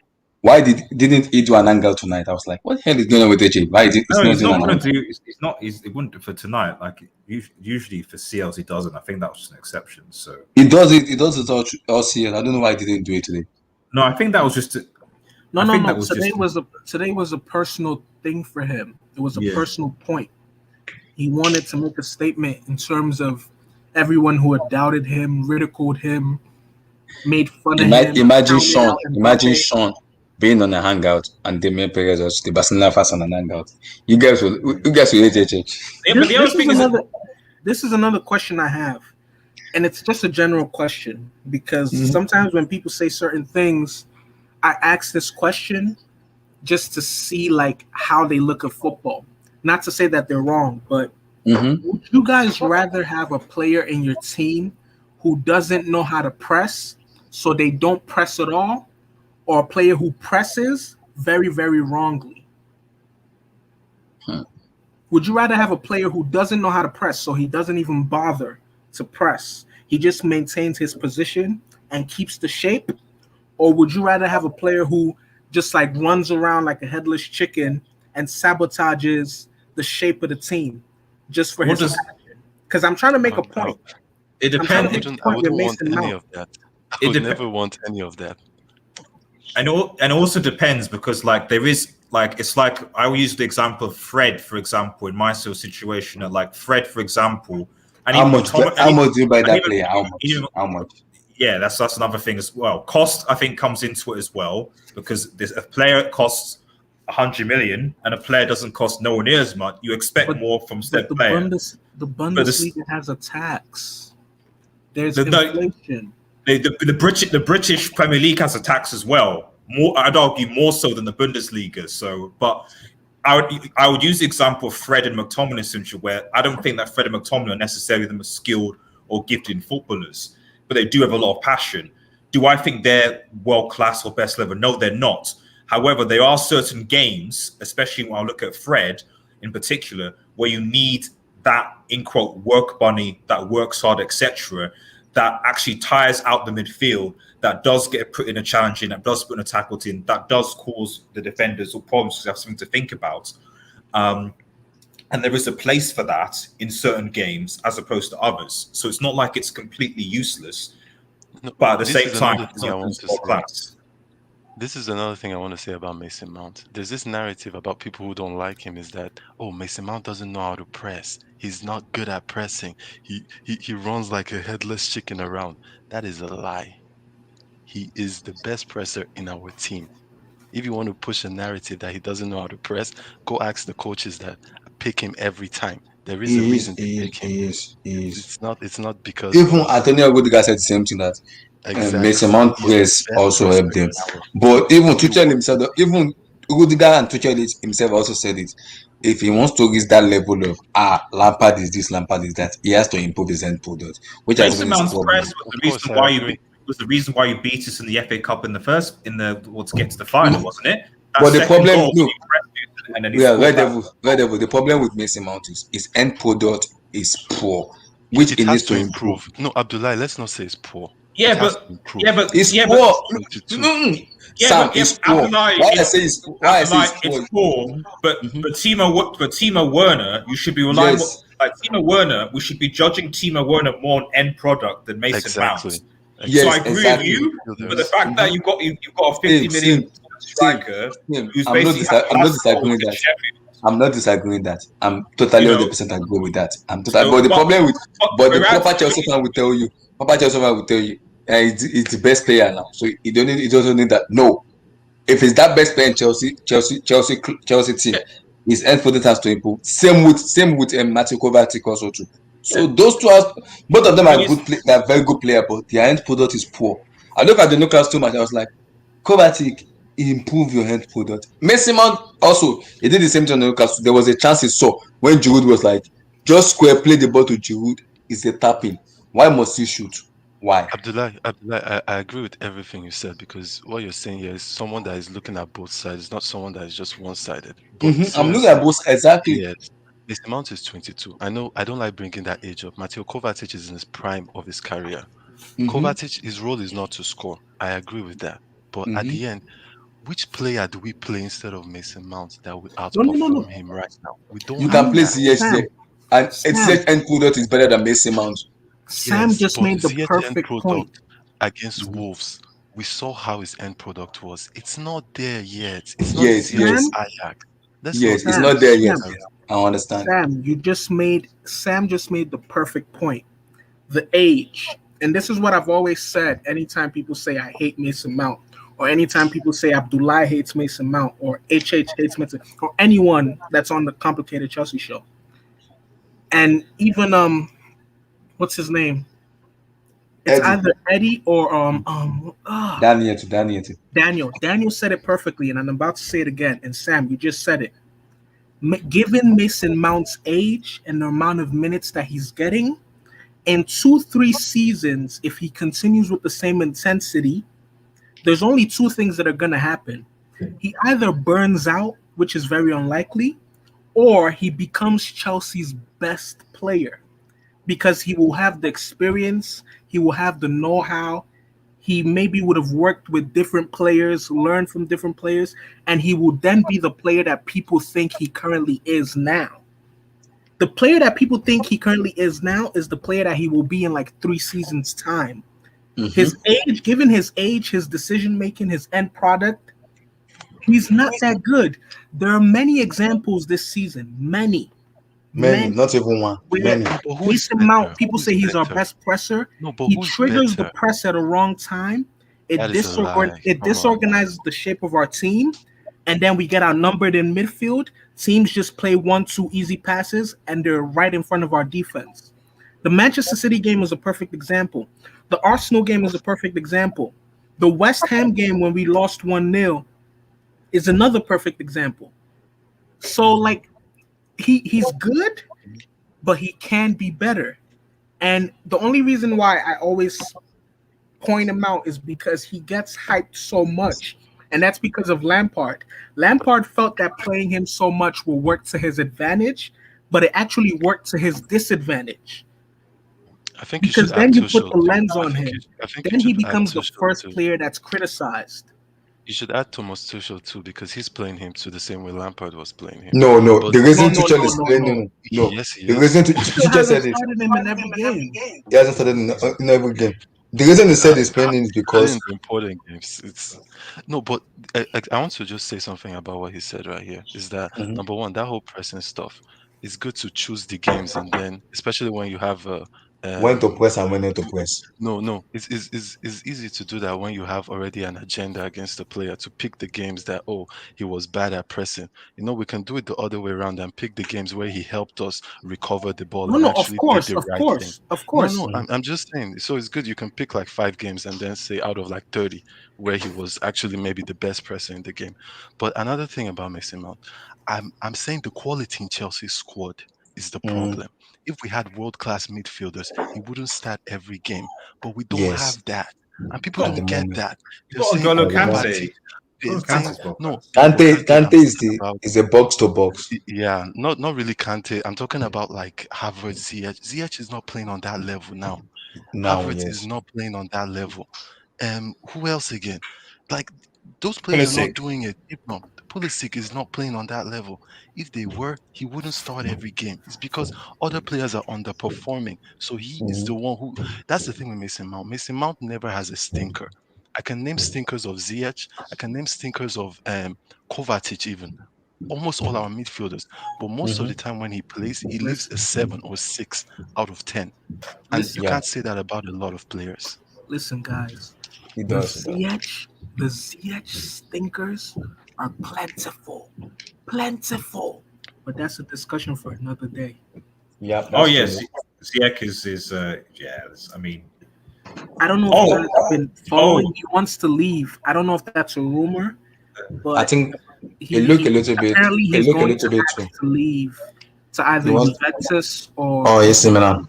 By the way, I saw the rumor that with Kepa starting a goal against Newcastle, is this a Kepa redemption? No. Tuchel said it that Mendy will start the next match. He just gave him Kepa the chance because he has a clean sheet in the FA Cup and he wanted to build his confidence. That's it. He said it's final. Mendy is number one. He's going to be the number going forward. I don't think this season was unfair to Kepa because Kepa hasn't been in the post with Thiago Silva, who is arguably our player of the season this year. Yeah. Also, I think that this season we have actually been better defensively, and this season he's been unlucky that Mendy, who, let's be real, Mendy makes he doesn't really make saves like that because there are no shots on target. Sam, I love you. I love you. You're probably one of the more objective Chelsea fans, and I love you. What you just said is 100% fact. Kepa hadn't had a fair shot with Thiago Silva defending in front of him. Kepa hasn't really played for a substantial period of time where we've had a good run of. Often gets thrown in when we're playing bad, or when we have a game and we're playing a weakened squad. Then they give him a chance, and he was also dealing with like a serious issue, to where if it was up to me, he would have been out of the squad and not even playing. But he was made to play with what he was dealing with. I don't know if you guys know, but he was made to play with what he was dealing with, bothering him in his mind. There's no way a man. There's no way a man will be focused when his home life is in turmoil. I feel like in any other club, he would have been removed from the squad, and Caballero would have been the goalie. So him going through what he was going through, his confidence lacking, he started to make mistakes. Since Kepa's first season, I always said his hands are weak. He's a good shot stopper when if it's a reflex save where the shot is very close to him, if you guys notice, he'll save it. But if it's a shot where he has time and the ball is traveling for distance, I don't know what goes through his mind or how he tries to save it. Is the shot making as well as knowing that his hands are weak, he'll like palm it into the net. So a goalkeeper like that, you know that they overthink things. So if it appears that they're going through mental issues, the right thing to do would be to drop the squad. But Marvelous, I can still have an argument that if Thiago Silva was at their back, if those shots from outside box comes in, I believe with that kind of level of a defender, Kepa will have more confidence in himself punching those ball out. What's Thiago Silva's contract, by the way? I thought it was only a year. 2 years. Yeah, he's gonna sign another contract before the season finishes. It's 2 years. 2 years. That's one thing. It's 2 years. The way he blocks the shots from outside, I've never seen someone that knows how to position himself so well. Exactly. Thiago Silva does that. He does that a lot. He's in front of it. He knows how to that guy is world class. Seriously, he's been immense. He's world class. I won't lie. He is. But he's not a long-term solution. That's the only thing. I want to ask Red Devil about Ramos. Actually, don't you think Ramos-Maguire partnership would be? No. Either one or the other. So specifically because, like, the big issue with Manchester United right now is like we need a centre back with pace. So Sergio Ramos, brilliant, but Sergio Ramos will need to be with someone who is quick and fast and energetic. So the problem with Sergio Ramos and Maguire is that you have the same situation with Lindelof and Maguire, whereby you have two players that individually are actually not bad, but combined together, because of their lack of pace, will cause problems. Because let's be real, Sergio Ramos was he's a good defender. A lot of his contributions have come from being in the air, his attacking contributions, etc. But his recovery pace is not good. It's really not. I've seen him play in Real Madrid. Like if Real Madrid on a counter and break, he's not going to be able to run back quick and make a last-ditch tackle. That's not how Sergio Ramos plays anymore. So teams will quickly figure out, oh, hey, just like they do now, like what West Brom did, ball over the top, you're on through those two centre-backs, and then you're through on goal, just boss them, and it's fine. So I love the idea of Sergio Ramos, but it doesn't solve our problem. Sergio Ramos and Eric Bailly, absolutely phenomenal. Potentially world-class if those two centre-backs were fit all season. I think we'd even win the league if we had Sergio Ramos and Eric Bailly fit for the whole entire season. But don't you think it's time to sell Eric Bailly? Wait, Red Devil. Yeah. Can you repeat what you just said? I didn't hear what you said. So if we had Sergio, the whole thing or the last bit? No, just the part about you said something Premier League. I didn't hear it. I couldn't make it out. I said if we had Sergio Ramos and Eric Bailly fit for the entire season of the Premier League, I generally think we'd win the Premier League. Catlock, clip that. Catlock. But you can clip it because Sergio Ramos is coming to Manchester United anyway, and Eric Bailly is not going to be fit. He has to be sold. Yeah, he's going to have to be sold because unfortunately he's just too. But the thing is, he's our best defender. And the thing is, the issue with Manchester, I keep on telling Manchester right now is that like, and when I go in a bit on City, when they're like, oh, they're spending money, it's like, yeah, because when City spend 100 million every season on centre backs, what I keep on trying to tell people is that like United don't actually have centre backs. We just have a lot of injury-prone centre backs. That doesn't mean we have actual centre backs. So if you look at the amount of centre backs we have Phil Jones. Okay, at the club right now is Phil Jones, Twan Sebi, Eric Bailly, Lindelof, and Maguire. Those are our centre backs. Phil Jones isn't a professional footballer and is injury prone. Eric Bailly, our best centre back, but is injury prone. Twan Sebi, okay youth potential, but his confidence is shot because of obviously racism and social media, which has been very bad, and also he's injury prone. So you're left with Harry Maguire and Lindelof, and even Lindelof is suffering from like a chronic back issue right now. So he's not really that great either. So, and this is why I kind of sort of, I'll finish here, like defend Harry Maguire a bit, because I know people say that he's not that great, he's not that good, but he literally is United's only consistently fit centre-back. There is no other centre-back at Manchester United as a fit and has played so many games as Harry Maguire, because all the other ones are not reliable enough. And that's because our board do not want to invest in buying an actual centre-back. And that's the problem. I think this year they will buy. Who would you choose? Is it Koundé or who would you buy? Bro, if I'm honest, man, like I've sort of been done like speculating who Manchester United will buy, because like our board and our transfer is so bad that like I don't trust this board to get any deals decisions done. I really don't at this point. Like I would have loved Upamecano. We didn't get him, even though we were linked to him in the summer as well. Koundé is a good shout. So, but if he's the thing about Manchester United's board right now is that very often they make statement signings as opposed to signings that the team needs. If you look at our signings in the summer, none of those signings actually really made any real sense. We didn't need Donny van de Beek, to be fair. Alex Telles was a backup left back, and Cavani was a rush buy. That was it. None of those signings actually made any logistical sense in terms of the key areas that Solskjaer needed, the United team needed to go forward. So I wouldn't be surprised if Manchester United, for example, ended up buying Jadon Sancho in the summer because he would be at a discount price. And we're like, yeah, we've got Jadon Sancho, right winger. I'm like, yeah, okay, that's good. I got a question. Let me ask a question to the panel now. Let me just switch a little bit to the topic.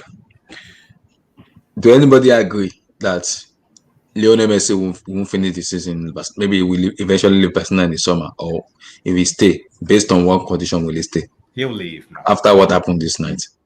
He'll leave. He's got to leave. How can he? You know, the only thing stopping, the only reason why, because he said that he wants further challenges. So for me, but him staying at Barcelona, because obviously we know that he's on like the contract that he's on is insane. It's ridiculous contract. So if Messi stays at Barcelona this season and signs a new contract, we know it will be because of the money and comfort. There's no other reason as to why, because he could go to another club, take less money, and potentially win more trophies.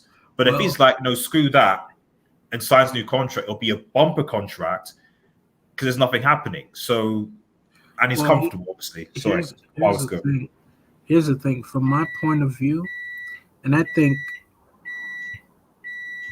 Ooh, what's that? Is that someone's car? Someone's microwave, I think. No.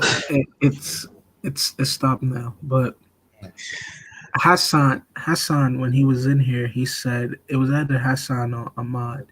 He said he doesn't think Lionel Messi will leave. My okay. Then you speak after my village. Don't worry. My take on it is this. I don't know. I can't answer that question because I feel like Lionel Messi is so much entwined and a part of Barcelona's DNA that even Pep Guardiola has said, you know, like maybe 2 or 3 times when he's been asked whether Lionel Messi will come to City, he said, no, Lionel Messi will retire at Barcelona. I just don't see it.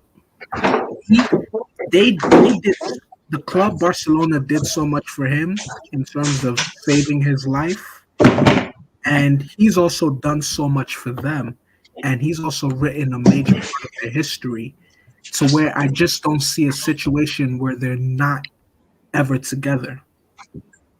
So it's a very, very hard question. But what eventually it goes to PSG? What do you say? Is it a right move for him or a wrong move? Abdullah, I don't think he leaves Barcelona. I don't think he leaves. But if he let leaves, let the Barcelona guys talk. Damien, the floor is yours. You can speak on your club now. Lionel Messi, the GOAT. Is the GOAT leaving or no? Well, we have to wait because we still haven't gotten a president. So, and the president's gonna be coming next month. So, around March or March? Okay. Yeah, March. So we have to wait and see it, like their discussion, and see where they're both at. But personally, I want him to leave. I personally want him to go. Why? Because his wages are too much, and we have to break away with this relationship we got with him, and go with the youth. Stick with Fadi, Trincao, all of our youngsters, and start off new.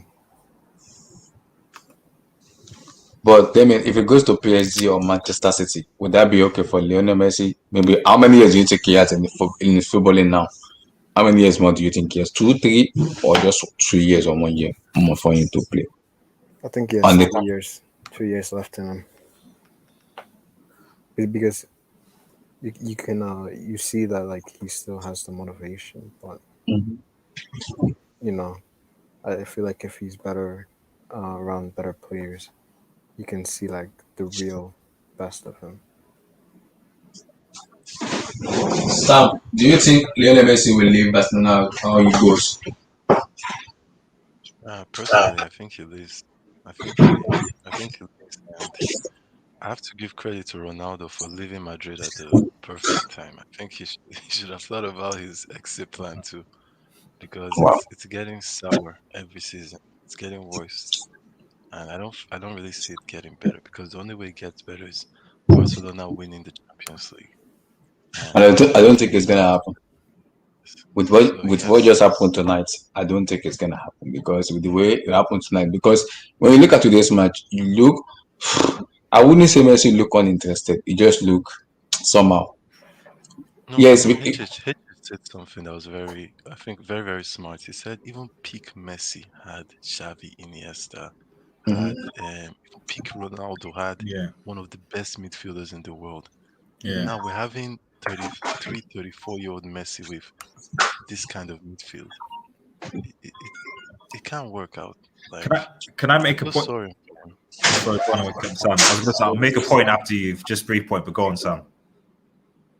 I'm done, actually. I'm done. Oh, yeah. No, I was just going to make a big point about that, just because on a side note, because I think Abdullah was there and was having a discussion about Pep versus Alex and how Pep was an amazing manager because, like, he beat Sir Alex Ferguson twice in the season to win his Champions Leagues and stuff.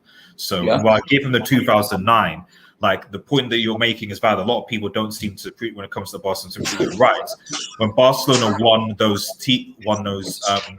Champions Leagues then, and even to a certain extent in 2015, they had an overall strong, solid squad. So the idea that is this myth that Messi and Messi was a contributor. Let's not lie. Like Messi was a big contributor to it, but it wasn't that he was like in a dead ass team in any of those Champions Leagues. Like he had Xavi, he had Iniesta, he had Suarez and Neymar, etc. that were on fire.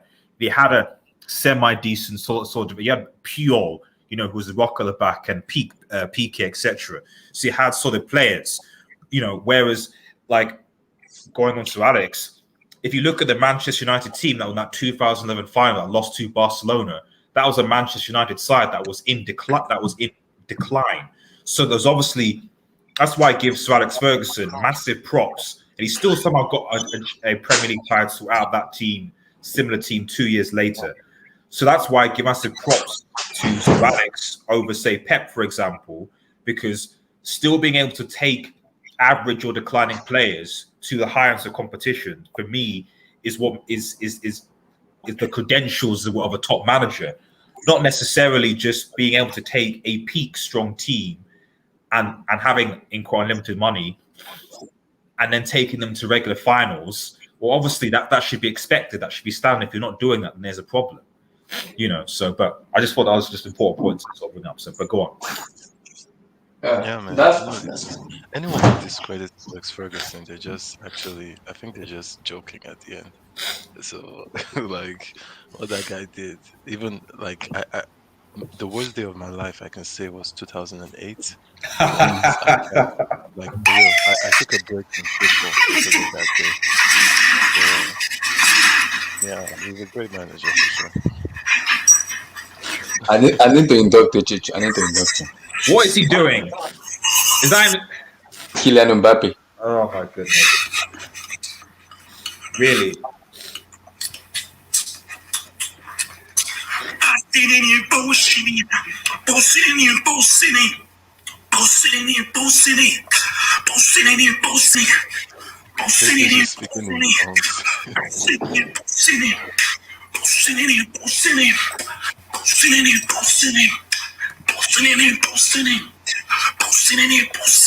I'm gonna clip this. If PSG get knocked down, humiliated in the next round, like this is there's a problem. We just got that. That's what this is what happens. He hypes these players up. I just hope it doesn't happen. Maybe that was the reason he cancelled on Naga today, so he won't get this. No, I actually want Chelsea to beat Atletico Madrid now, because this is the thing. Like, if Chelsea beat Atletico Madrid, he'll hype the whole thing, and it just makes. I told him yesterday. I said, "Can you just? I beg the name of God, I want 2 things from you this year." He said, "What?" I said, "Shut your mouth when Mbappe scored an hat-trick." He said, "He promised," and I also said, "When Chelsea maybe knock at Atletico, can you just shut up your mouth and do not say a word, please?" We need to have a serious discussion about this, because seriously, it's proving every time that thing is real. Like, I've never seen someone that says something positive about someone and then they flop, and then he says something negative about them, and then they become the superstar. So ever since he said Bruno Fernandes is the best player in the midfield, United have become somehow. I'm watching that guy. That because somehow. I'm serious. I literally DM him. I told him, shut up about Kai Havertz and shut up about Hakim Ziyech. Just call him Hakim Ziyech. Simple as that. Don't give him any nickname. Just shut up. Just shut up, please. Because when I made that petition on Sunday, he did not believe me. Seriously, he did not believe. I just said it. I was like, okay, I'm going for one. He did not believe. I was like, I'm going for one. But the thing is, you know what's going to happen, Abdullah? If Chelsea beat Atletico Madrid, the gas is coming. He'll hype it all over again. You know, I already told him. Right. Okay. If Chelsea win Atletico and HH kind of doing those kind of stupidity and rubbish, I will get mad and I will get pissed. I was like, what the hell are you doing? I'm serious. I will literally get angry. And the thing is, it's predictable. I know he will. That's the thing. Like, because he won't. He's expressive. He won't be able to keep it in. Because he won't be able to keep it. That's the it's his nature. It's his nature. Like this Mbappe thing. Like, so this is the problem. So it just maybe that was the reason he cancelled an hangout tonight. That was the reason he did an hangout cancel tonight. No, why I've got the clips there ready. That video, like literally, if Mbappe flops in the run, that's going to be played, and if Chelsea, it's going to be played. So this is and the funniest part, the Barcelona fans didn't show up tonight because they know they don't want the smoke from HH. They literally did not show up. No, but the thing is, I don't think his performance today. Because said I said he was keen. His performance today. His performance was good. It was good today. I did not expect him to score. I was expecting someone else to score, but I was surprised he scored. But the thing is, no one actually.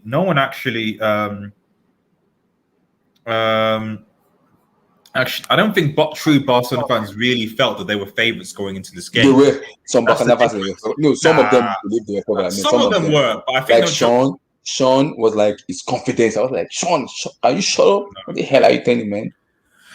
So if you saw on Twitter, you were like, confidence will beat them.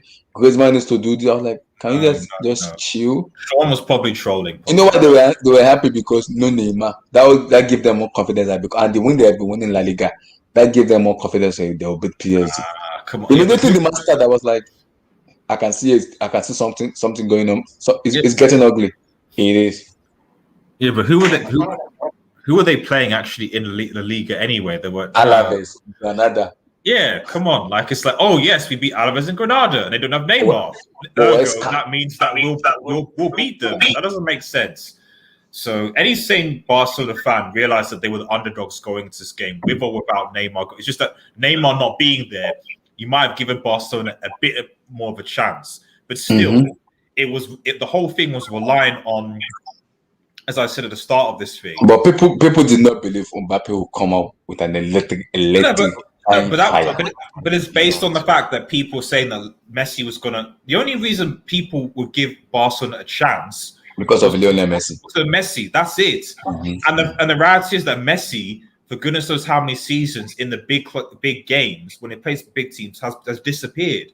Yeah, exactly. Yeah. I think apart from the penalty, it didn't show much. Apart from the penalty, it didn't show much. No, but it's not his fault because, as I said at the start, one of the big reasons in this game. So just pure tactically, because I know again all the PSG ones have gone like, oh yeah, we dominated. Yeah, they did, but tactically, one of the big things I think is that you study is like how a team is set up and how you actually go and beat you see how they've lost in previous games and then go again how you beat that team, so looking at PSG, one of the key ways in beating that PSG team, is to defend incredibly deep, especially if you're at the disadvantage, because you are. So defend incredibly deep. Have a good pass out of the ball. Have a good pass of the ball or long ball up to hold the ball to bring into play and then counter attack, something like that. That's what I'm thinking about how Chelsea want to play United, because I know we can't. United, we can't go counter with United. Will kill us with counter. Maybe ball on the top line. Just don't target Maguire. Target Lindelof. Just target Lindelof. Ball on the top. The big issue with the way the Barcelona are playing right now, whether the system is like this false number 9 system, which works at Manchester City, because Manchester City, partly because their defense is so good. It doesn't work with Barcelona. It could work. It doesn't work with Barcelona because their defense is bad, because their defense is so bad, Singlet, that's bad. Yeah. So they have no outlet. So if you look at even small teams in the Premier League and Liga, what do they usually have? They usually have like a big, tall, like let's say West Ham with Mikel Antonio. They usually have someone big up top because they know that their defense is going to be pressured by the bigger teams. So what do? They have someone that's up top who can at least handle the ball, can at least cause the centre back pairing some problems, and then try and bring other players into play. And they get their just reward to it. That's what Barcelona needed today. They needed someone who could basically hold up the ball up the field and bring the players in. That's why I said that they should have started Braithwaite or some number 9. Sounds like a man named Suarez, but I don't know what they did to that guy. Well, Suarez is the only thing I think with Suarez is just like he would be better, but it's just like lack of pace. Sold him. They sold him. Suarez is, but the only thing I would say to that is that like Suarez doesn't have any pace anymore, and Suarez is now playing in a system with a much better defense. So there's still a big problem. Even if Suarez was playing, he probably would have been a bit better against PSG, but you still have the brick defense that's there. So the only thing that this works is at least if you have a defense that's semi-competent, and Barcelona's defense was terrible. Whereas at least now Suarez is playing in an Athletic Madrid time that can defend, so he can focus on doing what he's doing. Fair enough. Quick question before we round up everything. Who wins the Champions League? PSG, Man City, Bayern, who? And who is the dark horse? Sam, who wins the UCL? Who is the dark horse? I would go with. This is hard. I would go with either Bayern or Liverpool. Bayern or Liverpool? So you see Bayern defending the title back again. And why I say Liverpool is number one, I rate Klopp a lot. Mm-hmm. And also I think their front three. I think With the liver. their front three are good enough to take them to the final at least. I Who? would have said Man City, Who's just front Man three? City, they have to show me something. Because for a team to be that good and never reach a final or even a semi in almost like 3-4 It's a years. question mark, okay? Yeah, Mm-hmm. Wait, it who's shows a lot front about three? their mentality. So. Liverpool front three. So Liverpool front three. Okay. What? So Red Devil Studio. Okay, tell me before I go to Red Devil, Sam, who is a dark horse? Oh, dark horse would for sure be Chelsea. Let me write it down. So because Gatlos, if the Gatlos is visiting, I need to clip some people. I need to clip some people. Gatlos, hope you are listening. I don't even believe we can pass Atletico. So, and also I would say maybe Juventus because of Ronaldo. But if Juventus get knocked out by Porto, that won't go well. Or even Atletico. There are a lot of teams that could be dark horses. So you said favorite is Liverpool or what? Bayern? No, Liverpool, Bayern, and yeah, Liverpool, Bayern. I could put Atletico too there because the way they're playing right now. So Atletico. You know, it's hard to say one team because Liverpool, it's too early to. And Bayern. Okay. So who is the dark horse? Dark horse, I would say Chelsea or Juventus or Man City. Those three. Chelsea, Juventus, and Man City. So marvelous. Who is your UCL favorite? Sorry, me or who? Marvelous. Oh, he's doing something. Let me come to Red Devil.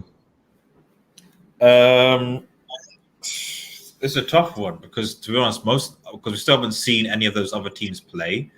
Yeah. And it's. Or should we revisit it after everybody has played their first leg? Yeah, it's difficult. I think you don't want to play their first to first because, like, you don't know. I mean, even this PSG Barca game, I still don't think it's necessarily reflect. PSG are a very good team, but like again, is it the PSG are very very good, or is it because Barcelona's defense? That's not bad. Okay, so bad. maybe this should be revisited back after the whole second leg is over. Yes, exactly. It's too early now. It's too early. Okay. That's fair. Because people forget, but Barcelona finished second in their group, and they finished second to quite a weak Juventus team. Yep. You know what I mean? So it's not like Barcelona was somehow this kind of domineering sort of. They finished second in their group to a weakened Juventus side that's not that great. That's currently like battling for the Serie A of AC Milan. You know, so it's not like they kind of had this sort of. Invincible sort of like situation, if that makes any sense, So I got you. So we can revisit this back after the second leg. Yeah. That's fair enough. So guys, we'll be doing the Champions League for tomorrow. And I don't want to see anything 4-1, 5-1 tomorrow, please. So what's tomorrow's match? Actually, I think a question for you. Do you think that Chelsea could win the Champions League? For me? I'm not going over the top. For Chelsea fans. Do you guys think that Chelsea can win the Champions League? I don't think so. I said can, not will. Can. Oh, I think we have the squad that is able to, if everyone is on their A game. That's just what it is. But if Werner is putting in chances, if Giroud is actually performing, and if Ziyech shows the kind of like play he did in Ajax, I think we have a chance. But like Sam, I'm even happy Ziyech is not playing very well now. Imagine Ziyech playing very well. HH will have ran that guy. That guy will have been a class A already. I don't want it. At this moment, let's enjoy Ziyech at the moment, please. Red Devil. Ziyech is playing well. He benches Mason Mount every day, but he's not. Oh, so someone asked a question. Sorry, so Red Devil, who's Red Devil? To answer your question, I think the only way we can have a chance to win the Champions League is if we get the luck of the draw. And I don't think UEFA like us at all to even favor us with the draws. So if we were to get past Atletico, hypothetically speaking, we would need a lucky quarterfinal draw. If okay, let's just say we pass Atletico, I can see us facing PSG or Bayern again. It's Yeah, very I can possible. see us getting like a Bayern. And Or No, PSG.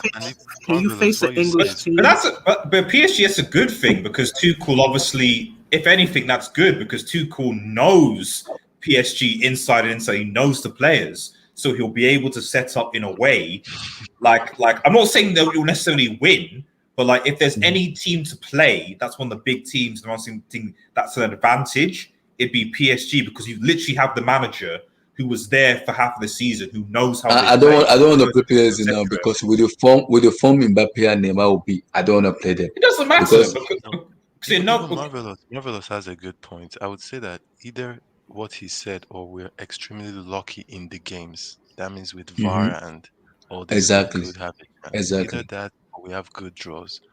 But it has to be one Out of those good ones, I don't think those Champions League. Maybe we could have Sevilla again. Maybe Sevilla in the quarters, or maybe Dortmund in the quarters, something like that. That could push us towards the semis a little bit. But that's the Maybe thing. something like Those that. kind of Dortmund, if you're unlucky during the game, you can still lose it. So that's why I feel luck will play a big role. Because this team, man, I don't think it's about them meeting a weaker opposition, especially in the Champions League, where I think it's all about luck. it's if we're extremely lucky, I think yeah, we could. But you can say that for every team, so it doesn't really matter. So it's all about luck, whether it's all about luck. Like I said already, I've been keeping my mouth shut from day one, from the beginning of the season, and I'll do the same thing till the end of the season. And I already told Were the you kid. were you not one of the trebles minimum people? Because there was a lot of I was trebles not there. minimum going on at the start of the season. I was, you already know my prediction. I said it, Liverpool win. I already told my prediction. I already told the kids to place. I'm begging you in the name of God. Just shut the hell out of your mouth up, please. Just shut up. Shut up. Don't say anything. Don't say a word. In this decade, we should win a Champions League. If we don't win a Champions League in this decade, then it's a failure of like 10 years. I'll say that. But if we're lucky, though, just maybe, lucky may shine on us, and it's possible we may face those big teams and be very lucky against them and just sneak. That's what I'm saying. Yeah. And sneak in semi-finals. Very possible, very very possible. You can't just write off anybody in the Champions League. And you guys know that I always say, like, I say this as a joke though, but it has some truth to it. We should have at least 4 Champions Leagues or 5. No. If that's why I say it as a joke, because I know people always laugh. But Mourinho's first season, in Mourinho's first tenure, there were 2 instances where we lost in the semis, where you can make the argument that if Chelsea get to those finals, if there's no ghost goal and if we don't lose on penalties, you can make the argument Mourinho wins 2 Champions Leagues with Chelsea. Then you have 2008, where if John Terry does not slip, his penalty was going in. That's 3 Champions Leagues. Then you have 2012, which we won, which is 4. And then in Mourinho's second tenure, we made it to the semis, and he decided to play Azpilicueta as a right winger against Atletico Madrid. And we lost the second leg like 2-1 or 3-1 after we had tied the first leg with an away goal. So there's a lot of instances where Chelsea should have a lot more than 1 Champions Leagues. And yeah, Sam, I agree completely. If we do not win a Champions League in this next decade, there's a problem. Then there's a problem, yeah. But I believe we have the player to do it. It's just all about having that luck. And I think a little bit of experience is also needed too, because I think this Chelsea team need to win a trophy to feel that winning mentality in them. That is what they're lacking. The likes of Messi, Mount, Rhys James, Tammy Abraham, and co. They need to win that kind of UCL to give them. That is why winning the FA Cup last season was so important. Was important because it will give them that feeling mentality to keep going. The hunger. It will give them that hunger to keep winning. But it would have been perfect. It would have been perfect for Lampard to have been able to say, given the transfer ban, giving us not being 100% fit for a consistent period of time, the bunch of you lads were able to still pull through and give us the FA Cup. That would have been the ultimate motivation for Lampard to tell them, moving forward into this season, what would have been this season, imagine if we bring some consistency and if we add some competition to the squad. But unfortunately, we screwed up the FA Cup final. Anthony Taylor screwed up. Yeah, Anthony Taylor, Pulisic getting injured, and Lampard having bad in-game management. Everything capitalize on those kilos. Everything. And we're playing a manager who just got hired. The new manager bounce. See, that thing is real. Like when you sack a manager mid-season, sometimes they go on. That was why. Aubameyang was on fire that season as well. To be fair to Arsenal, he was because you're saying that's like he destroyed Manchester City in the semi-final as well. His he was on fire. He was on fire. He was. That's why this Champions League you cannot predict anybody. Like you can't predict anybody because any team can just go out and just bamboozle any team and win. You can't predict. I think Abdullah. VAR will be very important in this Champions League.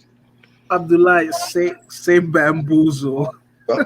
Bamboozle, whatever you call it, bamboozle any team in the Champions League. No, you didn't say it wrong. You didn't say it wrong, but I just love the way you said it.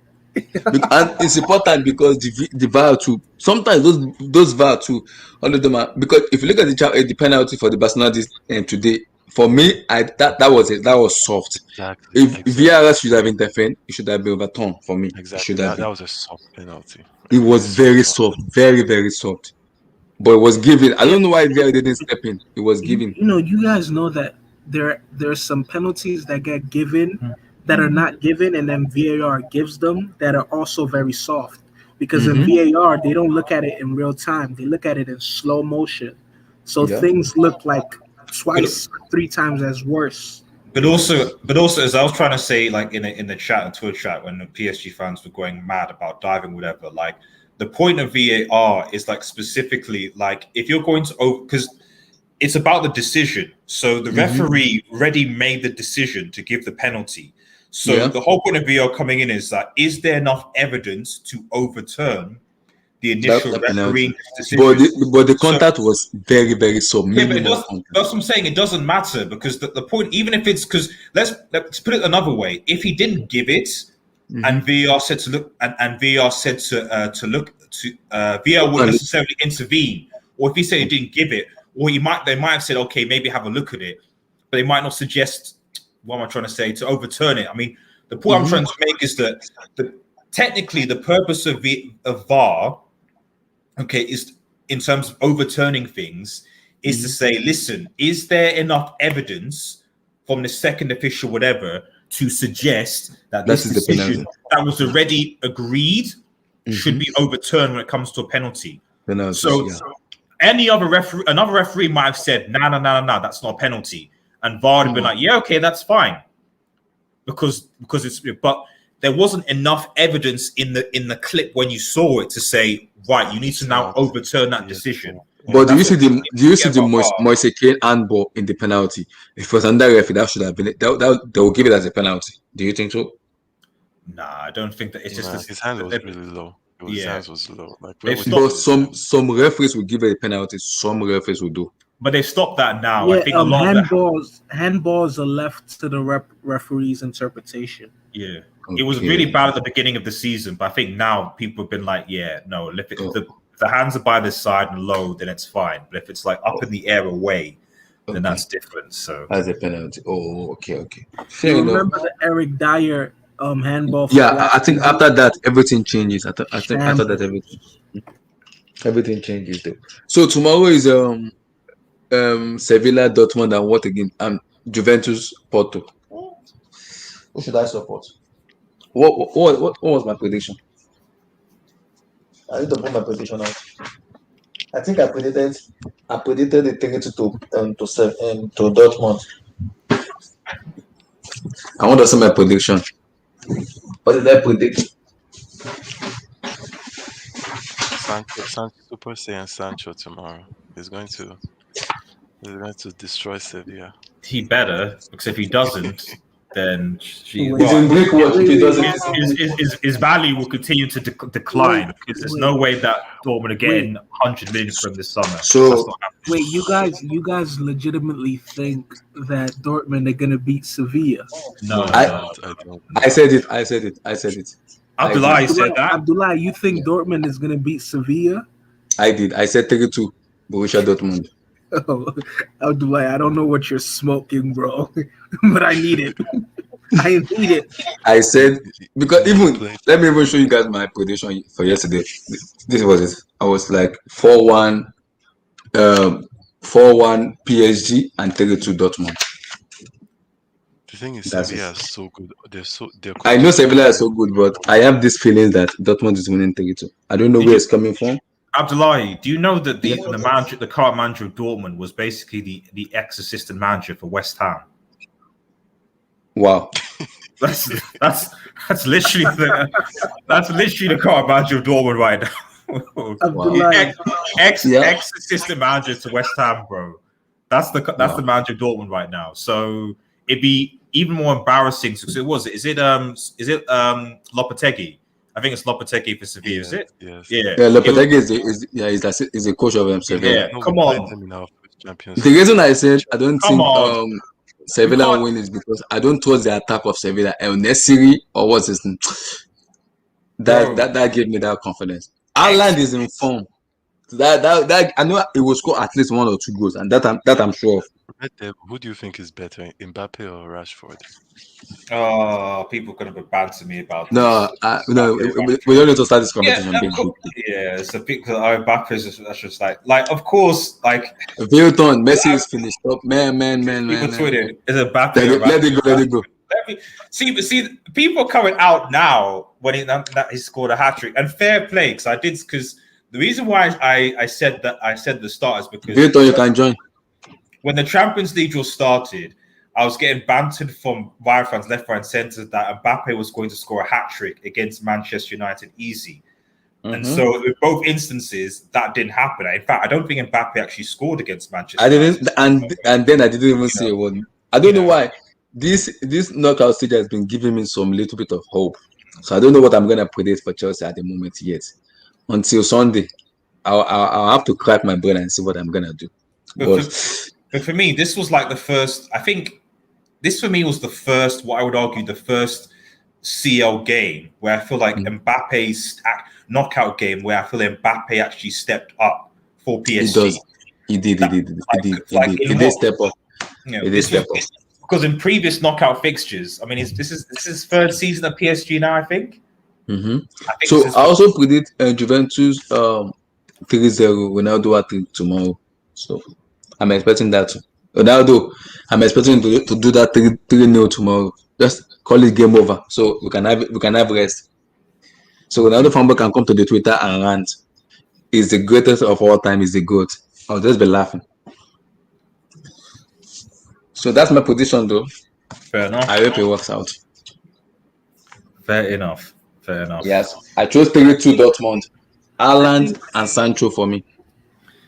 Well, bro, if you trust this ex-West Ham manager to do something, then if he does it, I don't know what I'm gonna say. Next week is gonna be pivotal because my team play next week, so I don't know what I'm gonna do next week. I think Sevilla Champions League dark horses.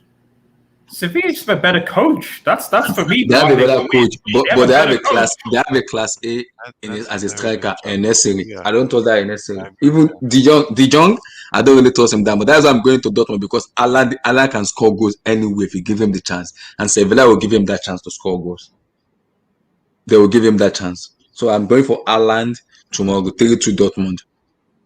Nobody choose Dortmund. I'm going for Dortmund tomorrow. 3-2 Dortmund. Dortmund will concede. That I'm sure. They will concede for me, and that's what they will concede. They will. So I'm going for Dortmund tomorrow. Dortmund, don't fuck me up, please. Don't. So Gatloff won't clip me tomorrow. Don't fuck me up. We'll Dortmund, see how good Haaland is tomorrow. Say what? See how good Haaland is tomorrow. He's good. it's good. It's good. It's a very good. For me, it's good. It's good. It's a good striker. So, do you think that Haaland versus Mbappe is going to be the next Ronaldo versus Messi? Then is that what people are saying? Possibly, no, not yet at the moment, but possibly, maybe not. No. It's too early. It's too early to put them in that bracket here because they are Haaland strikes me as a Zlatan-esque player, and Mbappe strikes me as a later, not early Cristiano, but later Cristiano-esque player. There's no player that has come across as a Messi-esque player. Foden. Is Foden really in the Messi mold the way people make it out to seem? No. I mean, his early years are looking promising in the Premier League. You think? Look at his record, the way he's playing, his scoring. Phil Foden for me. Phil Foden. That's one thing I will credit Pep this season, like the emergence of Phil Foden from the academy, something like that. To basically, it's sublime. I heard that time Pep said he's the most talented youngster, and I was laughing last year, but this year it's prove it right, yeah. It's good. It's looking good. Like my only thing is that when Aguero and De Bruyne, Man City play next week, right? Man City play next week, right? Yeah, next week. You guys wait for my prediction next week against Mönchengladbach. It's gonna be interesting next week. Man City fans don't come at me. Don't come at me. I'm only breaking my own prediction, so don't come at me. If I say something that is right, don't come at me, man. City are gonna be Gladbach, man. Come on. I don't know yet. I don't know at the moment. English players balling out in the Premier League. This is just a little tidbit that I want to see if other people noticed. Have you guys noticed that Jack Grealish has this move he does that's very reminiscent of Hazard? Do you know the move I'm talking about? There's a specific move that Jack Grealish always does that Hazard used to do on the regular. Yeah. You know the move I'm talking about, Abdullah? I know the move.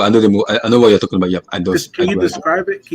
So I think it does that move a little bit in the West Ham match in his last season before he moved to Real Madrid. I think when we won, is he on that Sarri or that Conte? I'm not sure, but it does that move when they move from the midfield. The skill where when Jack Grealish is backed into a corner, or just think of Hazard when he's backed into a corner. He always had this skill where he would use he would stop and then he would use a change of pace and turn in the opposite direction and just run straight into the box. Jack Grealish does it an awful lot. And he does it foot for foot, stride for stride, just like how Hazard used to do it. And that's the only reason why I enjoy watching him, because he does a few skills that Hazard used to do. That is the player I think United should go. Sam, what did you say? I said, do you think he's overrated, Jack Grealish? And why? No, I think he's underrated. No, but why I say this is because I saw someone compare him to Zaha, and people were saying, "Oh, how can you put Zaha with Grealish?" I'm like, it's not that far. I think for me, Grealish is a better dribbler than Wilfried Zaha. No, but what was surprising was that they were doing it like you were comparing Grealish with if you put Jack Grealish on that club, it's gonna be the best player. If you put Wilfried Zaha on that club, it will look good. I don't think it will look good because Zaha has a problem of emotional problem and mentality problem. If things doesn't go his way, he gets a little bit frustrated. But in terms of Jack Grealish, you would love to watch Jack Grealish than Wilfried Zaha. As a neutral fans watching both of them. I think Jack Grealish is more versatile. That's the thing. I think more versatile than Wilfried Zaha in terms of where he can play and some. So that is and for me, I think in terms of Jack Grealish, for me, before you could get the ball from Jack Grealish, it has to be 3 or 4 people to foul him down before you can get the ball out of him. But Zaha, when you go pace to pace with him, you can just bamboozle him out of the way easily. You can get the ball out of him because if you mark with Zaha, he's out of the game. But if you mark Jack Grealish, you can't mark him because it moves from one position to another position. It moves around. It doesn't stay one place. It moves around. He can play on the right wing, in the left wing, in the middle as a number 8. So it's very versatile to play any wing you want him to play. Yeah, That makes sense. Though. I just feel Crystal Palace don't help Jack Grealish. I mean, they don't help Zaha too. Oh no, they don't. Zami, They don't Really at all. don't. he may leave this year though. For me, I would love Jack Grealish in Chelsea. I would. I won't No, a lie. I lot. would. The problem is the problem with a lot of these teams. It's what I've said several years, but it's and the same thing with Mbappe and all these players is that people need to realize that teams, places, clubs don't have the money to make big money spendings. So unless you have like a massive sugar daddy like Chelsea and Man City do to a certain extent, and maybe PSG, and even they're becoming sensible, clubs in general do not have the money to make multi-million-dollar spendings because they've been losing tons of money due to COVID, and that's the same now. So unless you're going to make massive outgoings, that's why I think that Real Madrid are not going to spend 100 million to get Erling Haaland or whatever. No one's going to spend that amount of money to get players because they don't have the money. So if you're going to make deals, they're going to have to be maybe 60 million maximum or less. And even then, that might be pushing it with some of them because you want to offload players. Exactly. So the issue with Wilfred Zaha and a lot of these that want to leave, that they're talented players that want to leave. But the reality is that you've got a contract with Crystal Palace for 5-6 years. Crystal Palace say, yeah, give us 70 million. And we're like, well, we don't have 70 million. We can't afford it. And then that's that. So even Jack Grealish, I don't think Jack Grealish is going to go anywhere in the summer as much as I would love him unless United sell Paul Pogba, because then we get the money from that to spend. But even if they sell Paul Pogba, I think Aston Villa is going to help their money up a little bit. Of course, they'll say 80 maybe possibly 80 or 90 or even 100, even 100. Exactly. What is Jack Grealish's position even? He can play on the left wing, on the right wing. He can play as a number 10, as a number 8. Yeah. He can play as a number 8. Yeah, he can play as a number 10. He can also play as a left or right wing. He's a versatile player. Very versatile. He can play any position you want him to play. And even for Haaland, I think it's better for Haaland to stay in Dortmund one more year. If they don't, I think so. Yeah, but the thing, then he should leave. But the problem with it is Dortmund won't allow him to stay because every club wants Haaland, and this is going to be a bad decision for Haaland to make because United, Chelsea, Real Madrid, everybody wants him. Now he has to make a decision. Where do I go? Where do I see my career? Dortmund, realistically as well, don't look like they're making Champions League. So exactly. And the problem is Mino Raiola is the issue because nobody wants to face Mino Raiola. No one wants to face him. Well, they're losing money and they're not going to get the CL money. So Dortmund were going to need to get funds from somewhere. So that's what I think. Like Sancho and Dortmund and Hahn are probably going in the summer. But the issue is how much are Dortmund? How much? No, I'm hearing 150 million. I'm hearing 150 million combined. They want them to pay it in installment, 90 plus, I think 60, 90 plus 60. No one's going to pay 90 million for Erling Haaland. 90 plus 60, 150 million for Erling Haaland. Even that, no one's going to pay. Who's going to pay that money? Haaland could still flop. Like he's very young. Like any player can actually flop. So that money is way too much. The amount of money is way too much. I think the only amount they can pay is maybe 120, max 100. Maybe Chelsea might. These guys seem to like to spend 100 million. I think Roman wants Haaland. Roman may be tempted to buy him. I can't see any other club spending 90 million on Kane. I don't want Haaland, man. I want Harry Kane. And Chelsea will not buy Harry Kane. I keep telling you, Sam, it won't happen. It will not happen. Harry Kane will not come because he's a rival. And one thing about rival is Chelsea will prefer to buy a player because they want like long-term process. They will never buy Harry Kane. I can guarantee you that. 100%, I can guarantee you. He won't buy Harry Kane. He will not. Because they will have to ease him in. All this, he might surprise me and actually ball from start, but I really... Exactly. It might surprise... It's very possible. It might surprise everybody and just come into it and light up the APL, my Lord in heaven. Also be a flop too. If you not light up, that's why it's not CHH. It's better. That CHH will come in. I just call it Champions League final. No, I just call it that stupid agenda he has. I don't like that kind of agenda. I just call the World Cup final, the semi-final World Cup, in quarter final. Yeah, well, let them go for it. So, but yeah, no, I think that they will. The main thing is just what. Now it is that an agenda. He has won over fans now. Mbappe has scored in semi-finals and World Cup and semis. Now he has scored in the knockout. He has scored in the knockout.